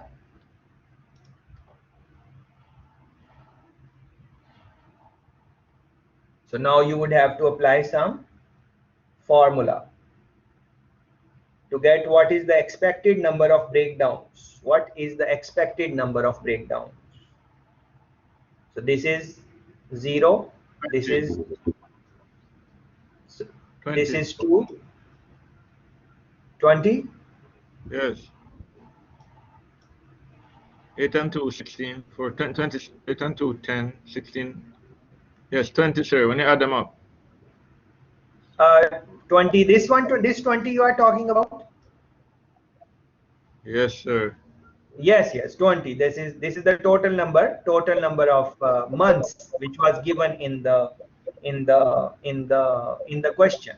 But now we are looking at expected number of breakdowns. So that is next thing. Next thing would be how to calculate the expected number of breakdowns. Yeah. The number of breakdowns 0. 0 times 2. 0 times? Yes, like that? 0 times 2. That 0 times 2. 0 no, man. times no, 2. No. Yes, sir. That's what no. No. So right. you would you would first take out the frequencies of this, because remember the probability is out of 1. So this is out of 20. So you would want to take out the frequencies of all of this. How would you take out the frequency? 2 divided by 20. How much would be that? 2 divided by 20. 0.1. 8 divided by 20. What would be that? 8 divided by 20. 0.4. 6 divided by 20. 6 divided by 20. That would be 0.3. And then 4 divided by 20. That would be 0.2. So for number 1, it would be 0.1. 8 would be 0.4. 6 would be 0.3. 4 would be 0.2. And all you are doing, you are just dividing this. You are taking out the frequencies out of 1. So when you will add all of the numbers, you are getting 0.1, 0.4, 0.3, 0.2. You will get 1. Yeah. But let's look at this. This is what it is. Compute the expected number of breakdowns. 2 divided by 20, 0.1. 8 divided by 20, 0.4. 0.3, 0.2. And then when you add all of these, 0.2, 0.1, 0.4, this will be 0.5, 0.8, this will be 0.8, and this will be 1. So you always remember to, there is another way, just like Handel was saying something, there is other way to calculate this also, but that is maybe more complicated. But you can handle that way also if you are comfortable, as you are trying to explain. I got what you are saying, but the way, this is easier one. This is taking out the frequencies. So you take out the frequencies and then you are just multiplying. Number of breakdowns 0 times 1.1 plus 1 times 0.4 plus 2 times 0.3 plus 3 times 0.2. This is what you are doing. Yeah. And then you take breakdowns per month, 1.6 breakdowns per month. Because remember, in the question they were giving you 20 months, the printers have broken down at the rate indicated in that table in the past 20 months. You want to first of all calculate what is the for the months, like estimation, what is the expected number of breakdown per month. So this is, first you will calculate the frequencies and then you will do this calculation, and it's easy calculation, nothing to really worry about. 1.6 breakdowns per month. Yeah. So what would be the cost for, next thing would be to calculate the cost of every breakdown. So this is 1.6 breakdowns per month. What was the cost of every breakdown? Anyone remembers? Look at this. Average cost of breakdown is 300. Let's go back to the question. Look at this. 300. Yeah? In the third line from top, 300. So now 1.6 times 300 is going to give you, multiply by 300. Very good handle. Very good. Good job. So that is going to give you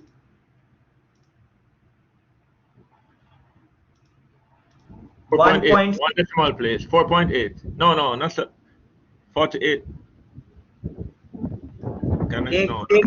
Take your time, handle. You know what you are doing, but then we make mistakes if you rush it. So it would be 1.6 times 300 would be 480. Yeah. So that would be the expected breakdown cost. But in all of this, just remember to take the frequencies first for this. So you take out the frequencies, you have these frequencies, you multiply and add them, 1.6 breakdown per month. Then you multiply with the cost 300, as Handel explained us a while ago, 480 per month. This would be the cost. Yeah. But then there was a portion about preventive maintenance. Like if you, one alternative is to purchase a service contract for preventive maintenance, and the price for this service is 150 per month. In other words, if you will contract it or outsource it, you are outsourcing, you are not maintaining the equipment yourself. The company where you will outsource it, they are going to charge you 150. Yes. And your own cost is 300. Yeah, if it breaks down. Yeah. So let's see what would be the preventive maintenance cost. So you know what is the breakdown per month, 1.6. You know what is the expected breakdown cost, which is this. So next thing you want to calculate is preventive maintenance cost. Let's look at that. Yeah. So one breakdown per month, that is going to happen as indicated in the question. The cost of every breakdown is 300 as indicated in the question. And then this is the cost of service contract, 150. If you are going to ask some company to do the service for you, they are going to charge you 150 every month. So 150 was given in the question, 300 was given in the question. The question told you that there is going to be one breakdown per month anyways. So you are just plugging in the information in the formula for preventive maintenance cost. What is the formula? Cost of expected breakdowns if service contract signed plus cost of service contract. If service contract was signed, there still is going to be one breakdown. Yeah, how do you know that? You know it from the question. Look at this. Even if the company contracts for preventive maintenance, there will still be breakdown, averaging one breakdown per month. Yeah, so that one is this one breakdown per month. And what is the cost of breakdown? 300. And what is the cost of service provider, service contract? 150. You multiplied it and 450. After you have done all these calculation, then what was the question? The question was this. This was the question, and you did all the calculations to answer this question. So the question is, should the firm contract for maintenance on their printers or no? So you now need to compare the cost. If you do it yourself, what is the cost? If you ask the other company to do it, what is the cost? Yeah, that is what you have to do. So anyone can tell what you are going to do. So if you do it yourself, this is the cost, 480. If something breaks down and you have to deal with it yourself, you are spending 480. But if you provide it to, if you outsource the maintenance, what would be the cost? It would be 450. So what would you do? Would you want to maintain yourself the system, or you want to outsource? Anyone can tell?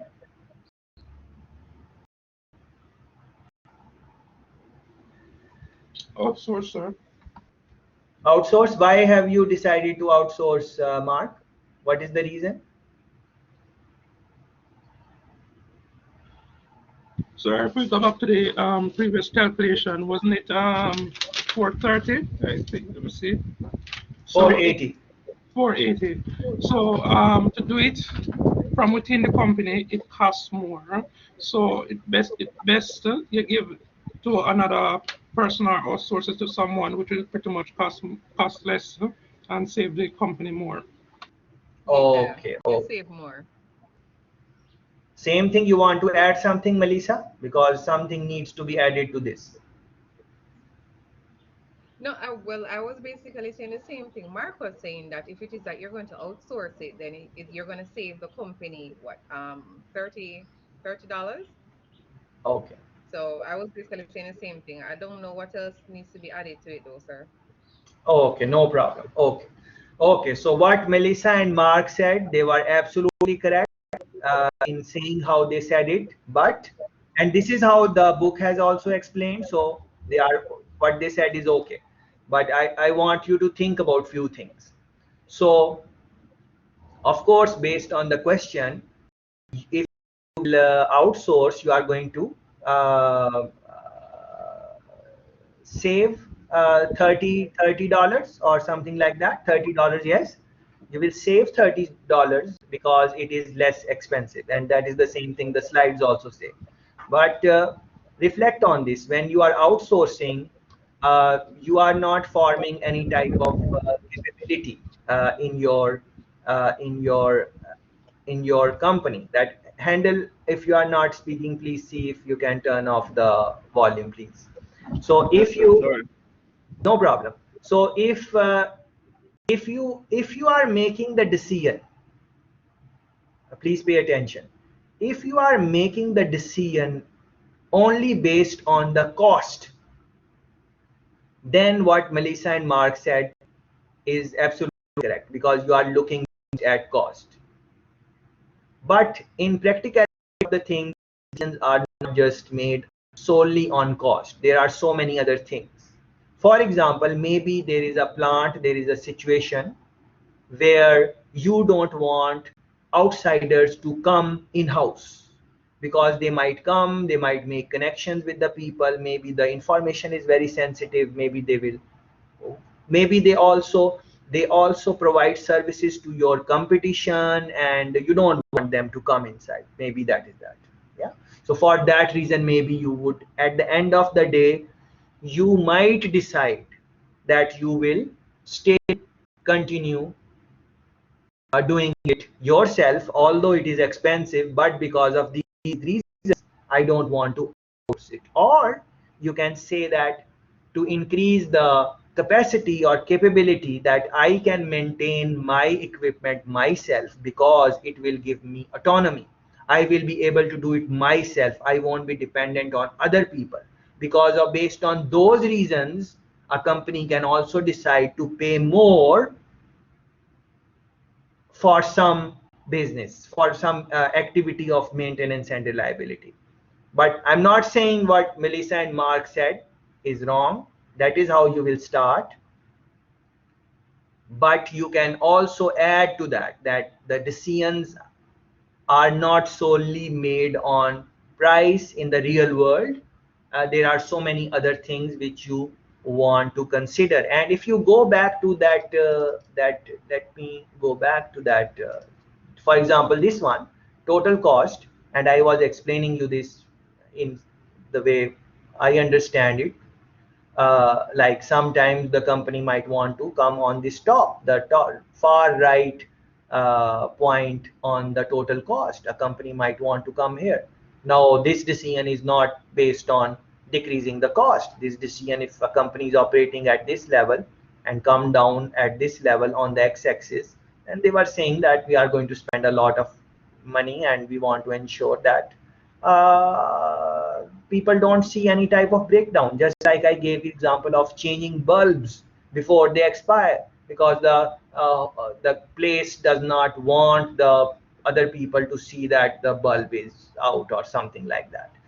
So you can think about that in the terms of real work environment and so on. Yeah. But for exam purposes you will say the same thing, but then also in the exam it's like MCQs. Generally speaking, there might be one question or something like that, but it is MCQ, so don't worry too much about this maybe, but still understand the basics and see what is happening. Yes. Okay. Sir, Someone was saying some. Yes, yes. can you go back to the slide, the graph just before, please? I want to take a Yes. screenshot of it. Oh, don't take screenshot. You Yeah, have no, this I know, on but the I put it website. on the phone. This one. Not that one, sir. The one with the econ, like the econ graph with total cost. Yeah, that one, sir. Thank you. Yeah, this one. And Thank you, sir. okay, no problem. And this was the other one. So reflect on both of these. They are just trying to explain uh, same thing in different way. And as Handel brought me here, I'm seeing this uh, lowest lowest cost maintenance policy. This is the second graph. So good thing we can talk about this also. So lowest cost maintenance policy. So this is, these type of graphs help you understand that what policy you have. Like, are you going to spend lot of money or least amount of money, or what is your policy about maintenance and so on. And in this one, when you are looking at the lowest, like you want to spend the lowest amount of money for maintenance, this is the point. Yeah, this is the point. Yeah. So if you have lowest cost maintenance policy, you will come on this point. I did not use this term lowest cost policy, but if you go back to the previous one, I explained you the same thing here. Okay, it said here also. Maybe I did not read. It say here also. I did not read it. I'm sorry. Lowest cost maintenance policy. Yeah. So they are saying the same thing. Nothing to really worry about. Okay. So I hope it is clear, but if it is not, you just need to spend more time, because it might not be clear because you are seeing it for the first time. So read it over and see what is happening. Increase repair capability. How to increase it? You train your people, you give them resources, ability and authority to do material planning, ability to identify the cause of breakdown, why it is breaking down. I gave you example of truck drivers. Grace Kennedy would want to hire truck drivers who have a lot of experience. Why? Because they must have seen things breaking down before, so they would know, if just by listening to noise or something, they can say, okay, maybe this thing is breaking and so on. Experience, nothing beats experience, if you ask me. Employees accept responsibility. Autonomous maintenance, we spoke about it. When you are giving the worker who is working on the equipment, you are giving them the authority to observe, check, adjust, clean, notify. This is just a protocol. Yeah. Um, yeah, this is a nice picture to look at. Look at the lowest. Look at the bottom of the picture. It is on the right hand side, increasing complexity. On the left hand side, increasing operators ownership. Yeah, so on the left hand side, as you are increasing operator ownership, look at the top, operators autonomous maintenance. So to operator is given autonomy to maintain the equipment. He is given ownership, that you have this equipment, you are responsible for that. So if you are on operators autonomous maintenance, then at the at the bottom of the screen left hand side, you are seeing increasing operators ownership. So you have increased operators ownership, and then you are given them the autonomy to work on the equipment or be responsible for the equipment. On the right hand side, the bottom right hand side, increasing complexity. Complexity is increasing. So on the left hand side, it is more ownership. You can do the things that the way you want, and you have autonomy and all those things. On the right hand side, as you are going on the right hand side, you are increasing complexity. And what would be the most complex item? For example, one of them can be on the right top side of the picture. Look at the right top side. Yeah, depot service, return equipment. So you are dependent on the depot. You are dependent on other people. You don't have any autonomy. You are dependent. So as you are more dependent, you are increasing complexity, and then within many stages can happen. Yeah, and you can have prepare your own picture like this. Like, it does not has to be the same things. Based on your own experience and the way you work, you can and essentially what it is saying is that the complexity is going to increase as competence is higher. As we move to the right, the competence is higher and higher and higher, competence to do the job, because they are now they have selected some job and mastered it, so the competence is higher and higher. Yeah, so like for example, a company which is responsible for maintaining your printers, and this is what they do. They just maintain printers for you and for other people and whole of Kingston or whole of New Kingston. This is their job, and they have mastered it. And so they have depot service, and they just take care of your printers. And all the businesses in New Kingston, they don't have to worry about maintaining them, because they have outsourced the activity. So it has increased complexity. On the left hand side, preventive maintenance costs less and is faster the more we move to the left. Why it is faster? Because you are doing it yourself. Your own people, your own workers, they can deal with the situation right away. Yeah, it is just like you are taking exam, and for exam I like to keep control instead of giving control to exams. So the right protocol is that something happens, and then you write email to the exams, and they have to read it, and when they will read it, and they will take action, and then they will see what happened, and this. Yeah, you know all of that. And then I might make the posting that you email me directly, although I'm not supposed to look at that matter, because exams needs to be run by the exams department. There is a department at UV which is to run exams. That is how it should be, for various reasons. Yes, but then I take the control in my hand, and after, of course the school knows that this is how I do it, so they don't have any problem with that also, and it makes the things faster for you, faster for me, faster for everyone, because I take the autonomy. I say, okay, let me do it myself. Yeah, so we have the autonomy of that. Yeah, so but on the right hand side, the competence is going to get higher, because they have mastered that thing.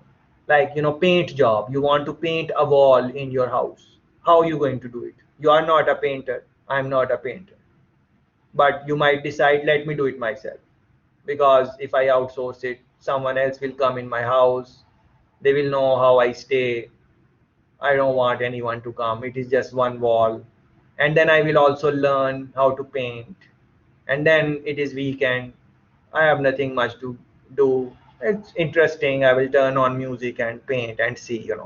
And you check how to paint on YouTube and you just try it yourself. And you just uh, instead of painting the wall, you paint your hands. Something like that. And this is what it is. Very interesting diagram. Very, very interesting diagram. Total productive maintenance. What is total? All the activities of maintenance related with productivity. You are looking at that. Total. We have explained it. Some bullet points, training, and those type of things. You need to read those things in your own time. Techniques for enhancing maintenance. There are some things which they have mentioned, but of course the book is old, the slides are old. And in the last week, we have exclusively just spoken about technology in productivity and quality management.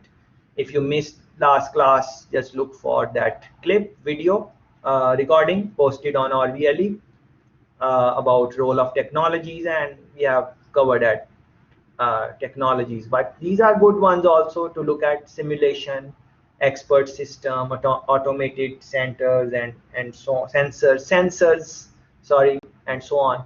But you need to look at that in your own time. This is the terminology: run it till it breaks, which many of us use. Run the tires until they burst, yeah, instead of changing them. Or it's not a good practice, but then you would have to adjust your driving style and so on. But people do it and nothing really happens. Well, sometimes things also happen. I'm not encouraging that you should run the things until they break. I'm not saying it, but people take decisions different, looking at different variables in their life and so on. Here are some problems with preventive maintenance. You can think about that. Predictive maintenance. What would be predictive maintenance? You are using some forms of technologies and so on, so to predict what can go wrong, and doing some type of prediction what can go wrong. uh, just like if you go on this, you are looking at the attendees and look at this moderators. This is me, Tashfin, and then it is a backup, Tashfin backup. What is this? Why I have this? So I have another device logged on as a backup. So if I if this device something happens, nothing will happen, but you never know. If this one is disconnected, I would still be connected with you guys live. So you might want to run away from the session, and you might say, oh, he's gone, and let us just run away. So I would quickly come here and I will say, don't go, I am coming. Yeah. What is this? Tashwin backup. This is backup. Yeah. So what is this? It's the same. This is predictive. So I was not really doing predictive maintenance, but unconsciously I did it. I have been doing it without even thinking about that. This is predictive maintenance. Same way in your life, you are doing all these things. You just now need to reflect, like where I am doing what, and find interesting examples and so on. And it's very interesting topic. Predictive maintenance tool, vibration analysis, oil and water analysis. You can run Google searches on these. In modern, for example, cars, they have different type of predictive maintenance tools, like the car telling you you need to change oil, which oil you need to change, car telling you you need to get service, car telling you different type of things. Be careful on this surface. uh, Different type of sensors. Same thing in the plant and machinery.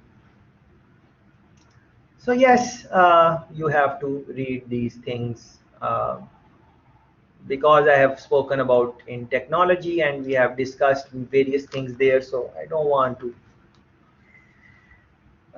look at this with you guys. I want you to read the please read the book chapter and think about these things. As you are thinking, it would be nice to go. This is a nice table. This is a maintenance strategy comparison, breakdown, preventive versus predictive. And there are other forms of maintenances also. If you are interested, you can look at all of different types.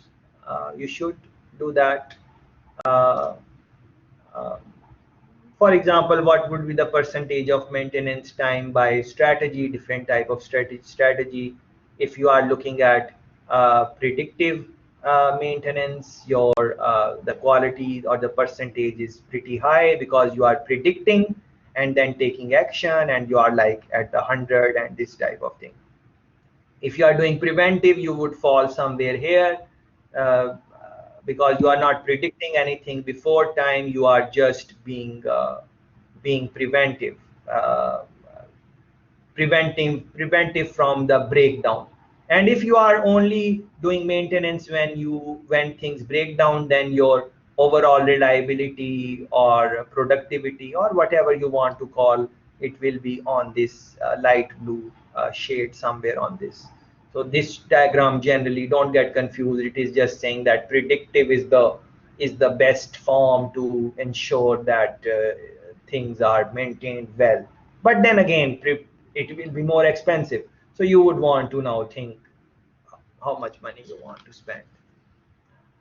Is predictive maintenance cost effective? I have discussed it in my own way. Read the slides.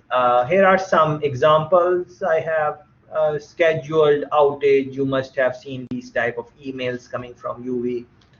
On this date, the Mona Connect wireless will be taken offline to facilitate work. By this, we anticipate that the service is restored. Thank you for your understanding. What is this? Is this predictive?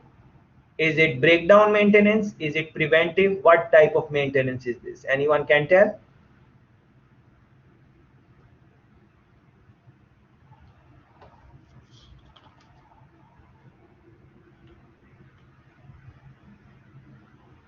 No one can tell that?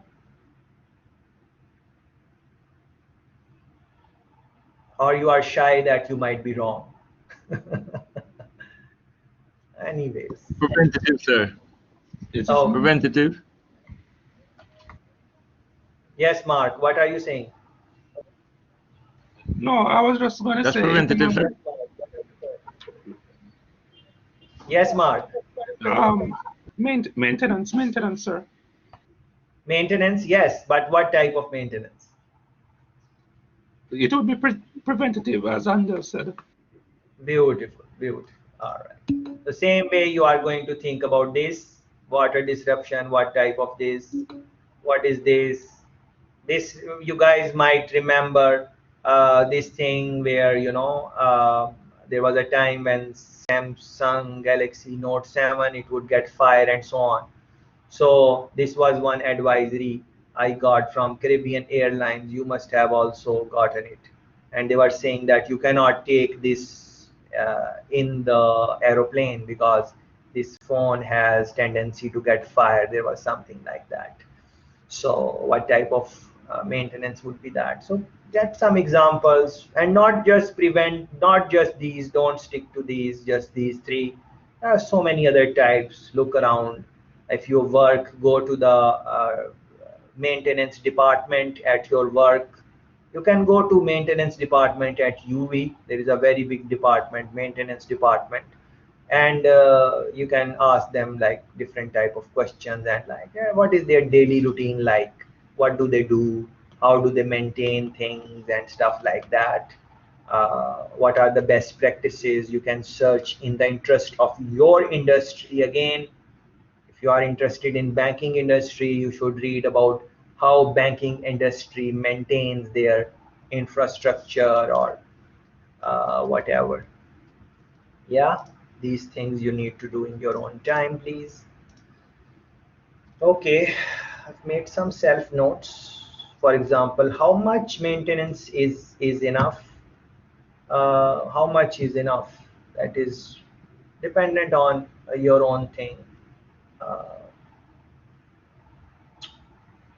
while maintaining, you cannot find issue. Is that okay? It's a question to myself. For example, you do 6 inspection in a row and there is no issue. Yeah, you are inspecting some thing which needs to be maintained, and you do 6 inspection, 8 inspections, and you find no problem. Is that okay? Are you going to close your eyes from that, or maybe you are doing inspection too early? Yeah, maybe no need to do it at that stage in time. Yeah, maybe equipment is very new at that time and that much inspection is not required.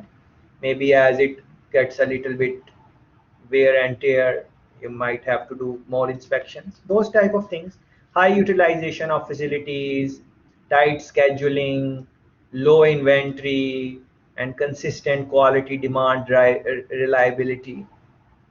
These are some things which I would like to think about in the context of maintenance and reliability, but you feel free to think the way you want. Yeah, there is no substitute of reading the book yourself. Okay, you guys are making some comments also. Let's look at that. Uh, Very important point about the truck driver worked in a truck yard. Okay, Handel, very good. Driver's experience is very, very important. Yes, important of productivity reason among other reasons. Yes, very good. What type of work you did on truck yard, Handel, if you can tell us?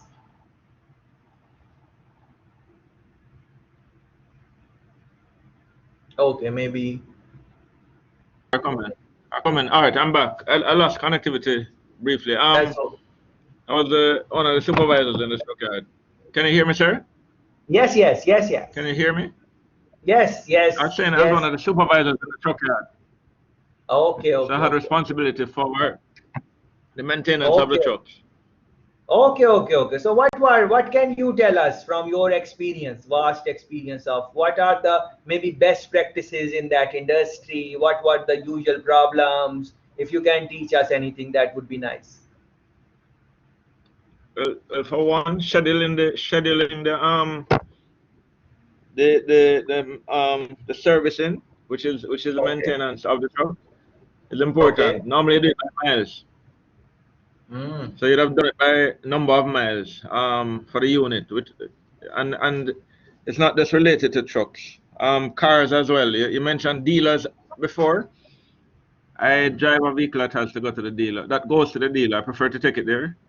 Okay. Every what is it, 5,000 kilometers for servicing, and every Mm. 20,000 kilometers, it's major servicing. So they, as you say, look after everything, change Mm. everything that needs changing, so that you prevent an occurrence from happening.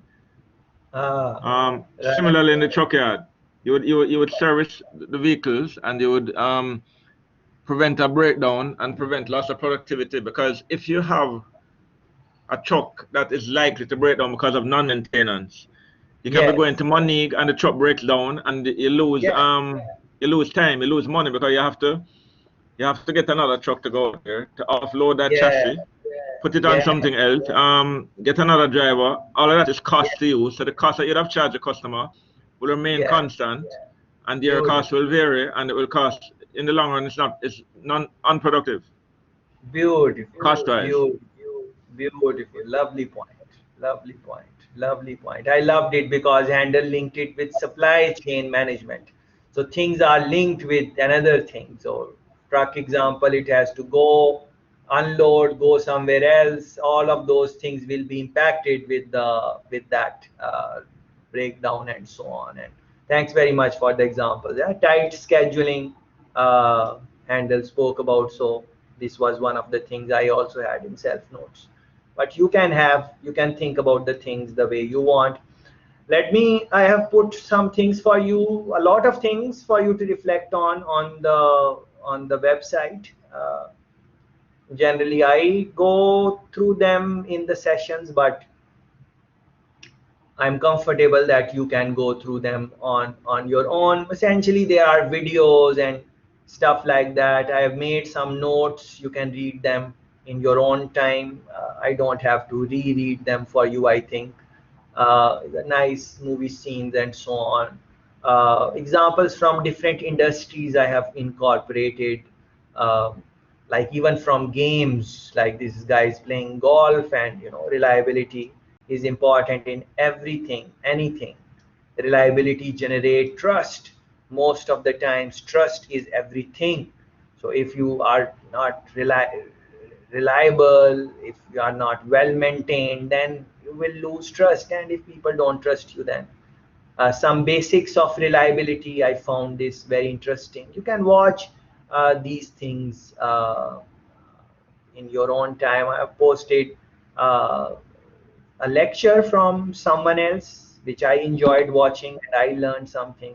So you need to know, you can, now is the time you can find the top professor of maintenance, and listen to their talk, 1 hour 2 hour talk, basics on maintenance, and reflect on them. And it's very nice times we are in. So I think that is, you should do. Very interesting clip here. Audi maintenance, lovely clip. I love it. Uh, but again, I am not going to show you these examples of preventative maintenance, uh, predictive maintenance. I have posted examples there. Proactive maintenance. These are, all these clips are short, 2 minute, 3 minute, just casually when you have time. Total productive maintenance, explaining the concept. Uh, uh, this one is very nice. It gives you example of in the practical world how there is a short clip, and very quickly they explain you how they made adjustment in the machinery, and very nice. Uh, uh, yeah, some talks, Sir, reliability. Yes, and please go ahead. you showed a picture of a helicopter. The other day, a helicopter crashed. I don't know what happened, but generally speaking, Yeah, in aviation, yes, maintenance is highly important. yes, very good, very good, very good. Yes, and good observation, because I just showed one clip here. This one, keeping up reliability so maintenance remains, and this is very interesting because uh, I keep on. Uh, this one also, Super Puma crash investigator. Yeah, so this is good thing Handel mentioned it, because I added it because in the full-time school couple of years ago, there was in my class, there was a captain sitting from JDF, and he was a pilot also. So in that class, when I was asking for examples, he went through some crash or something like that, which he experienced or he saw. He spoke about that, and then he gave this international example also in Norway. So I asked him to email me the example, and he emailed me this, and I liked it so much that I added it to my website. Yes. So and as Handel mentioned that this the because the stakes are very high, that is why they want to maintain, they want to keep it maintained to the, so they will do a lot of proactive maintenance, a lot of predictive maintenance. What can go wrong even before every flight?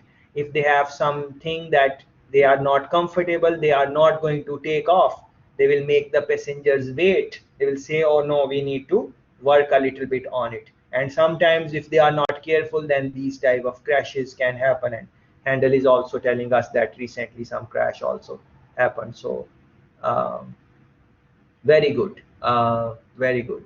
So uh, uh, uh, Yes, I'm comfortable with the topic, but okay, there goes an ounce of prevention is better than a beautiful. I think this is the best way to conclude this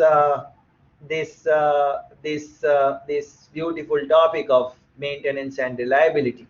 So a saying goes that an ounce of prevention is better than a pound of cure. Preventative maintenance is therefore very important in the scheme of operations and consequently productivity and quality. And a beautiful one, this reminds me of a beautiful saying, a stitch in time saves nine. Yeah, and Air Jamaica had a impeccable safety record. They would not fly if when they checked the plane the slightest thing was wrong.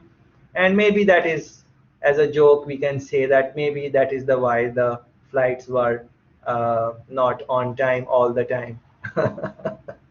But anyways, all right, good one.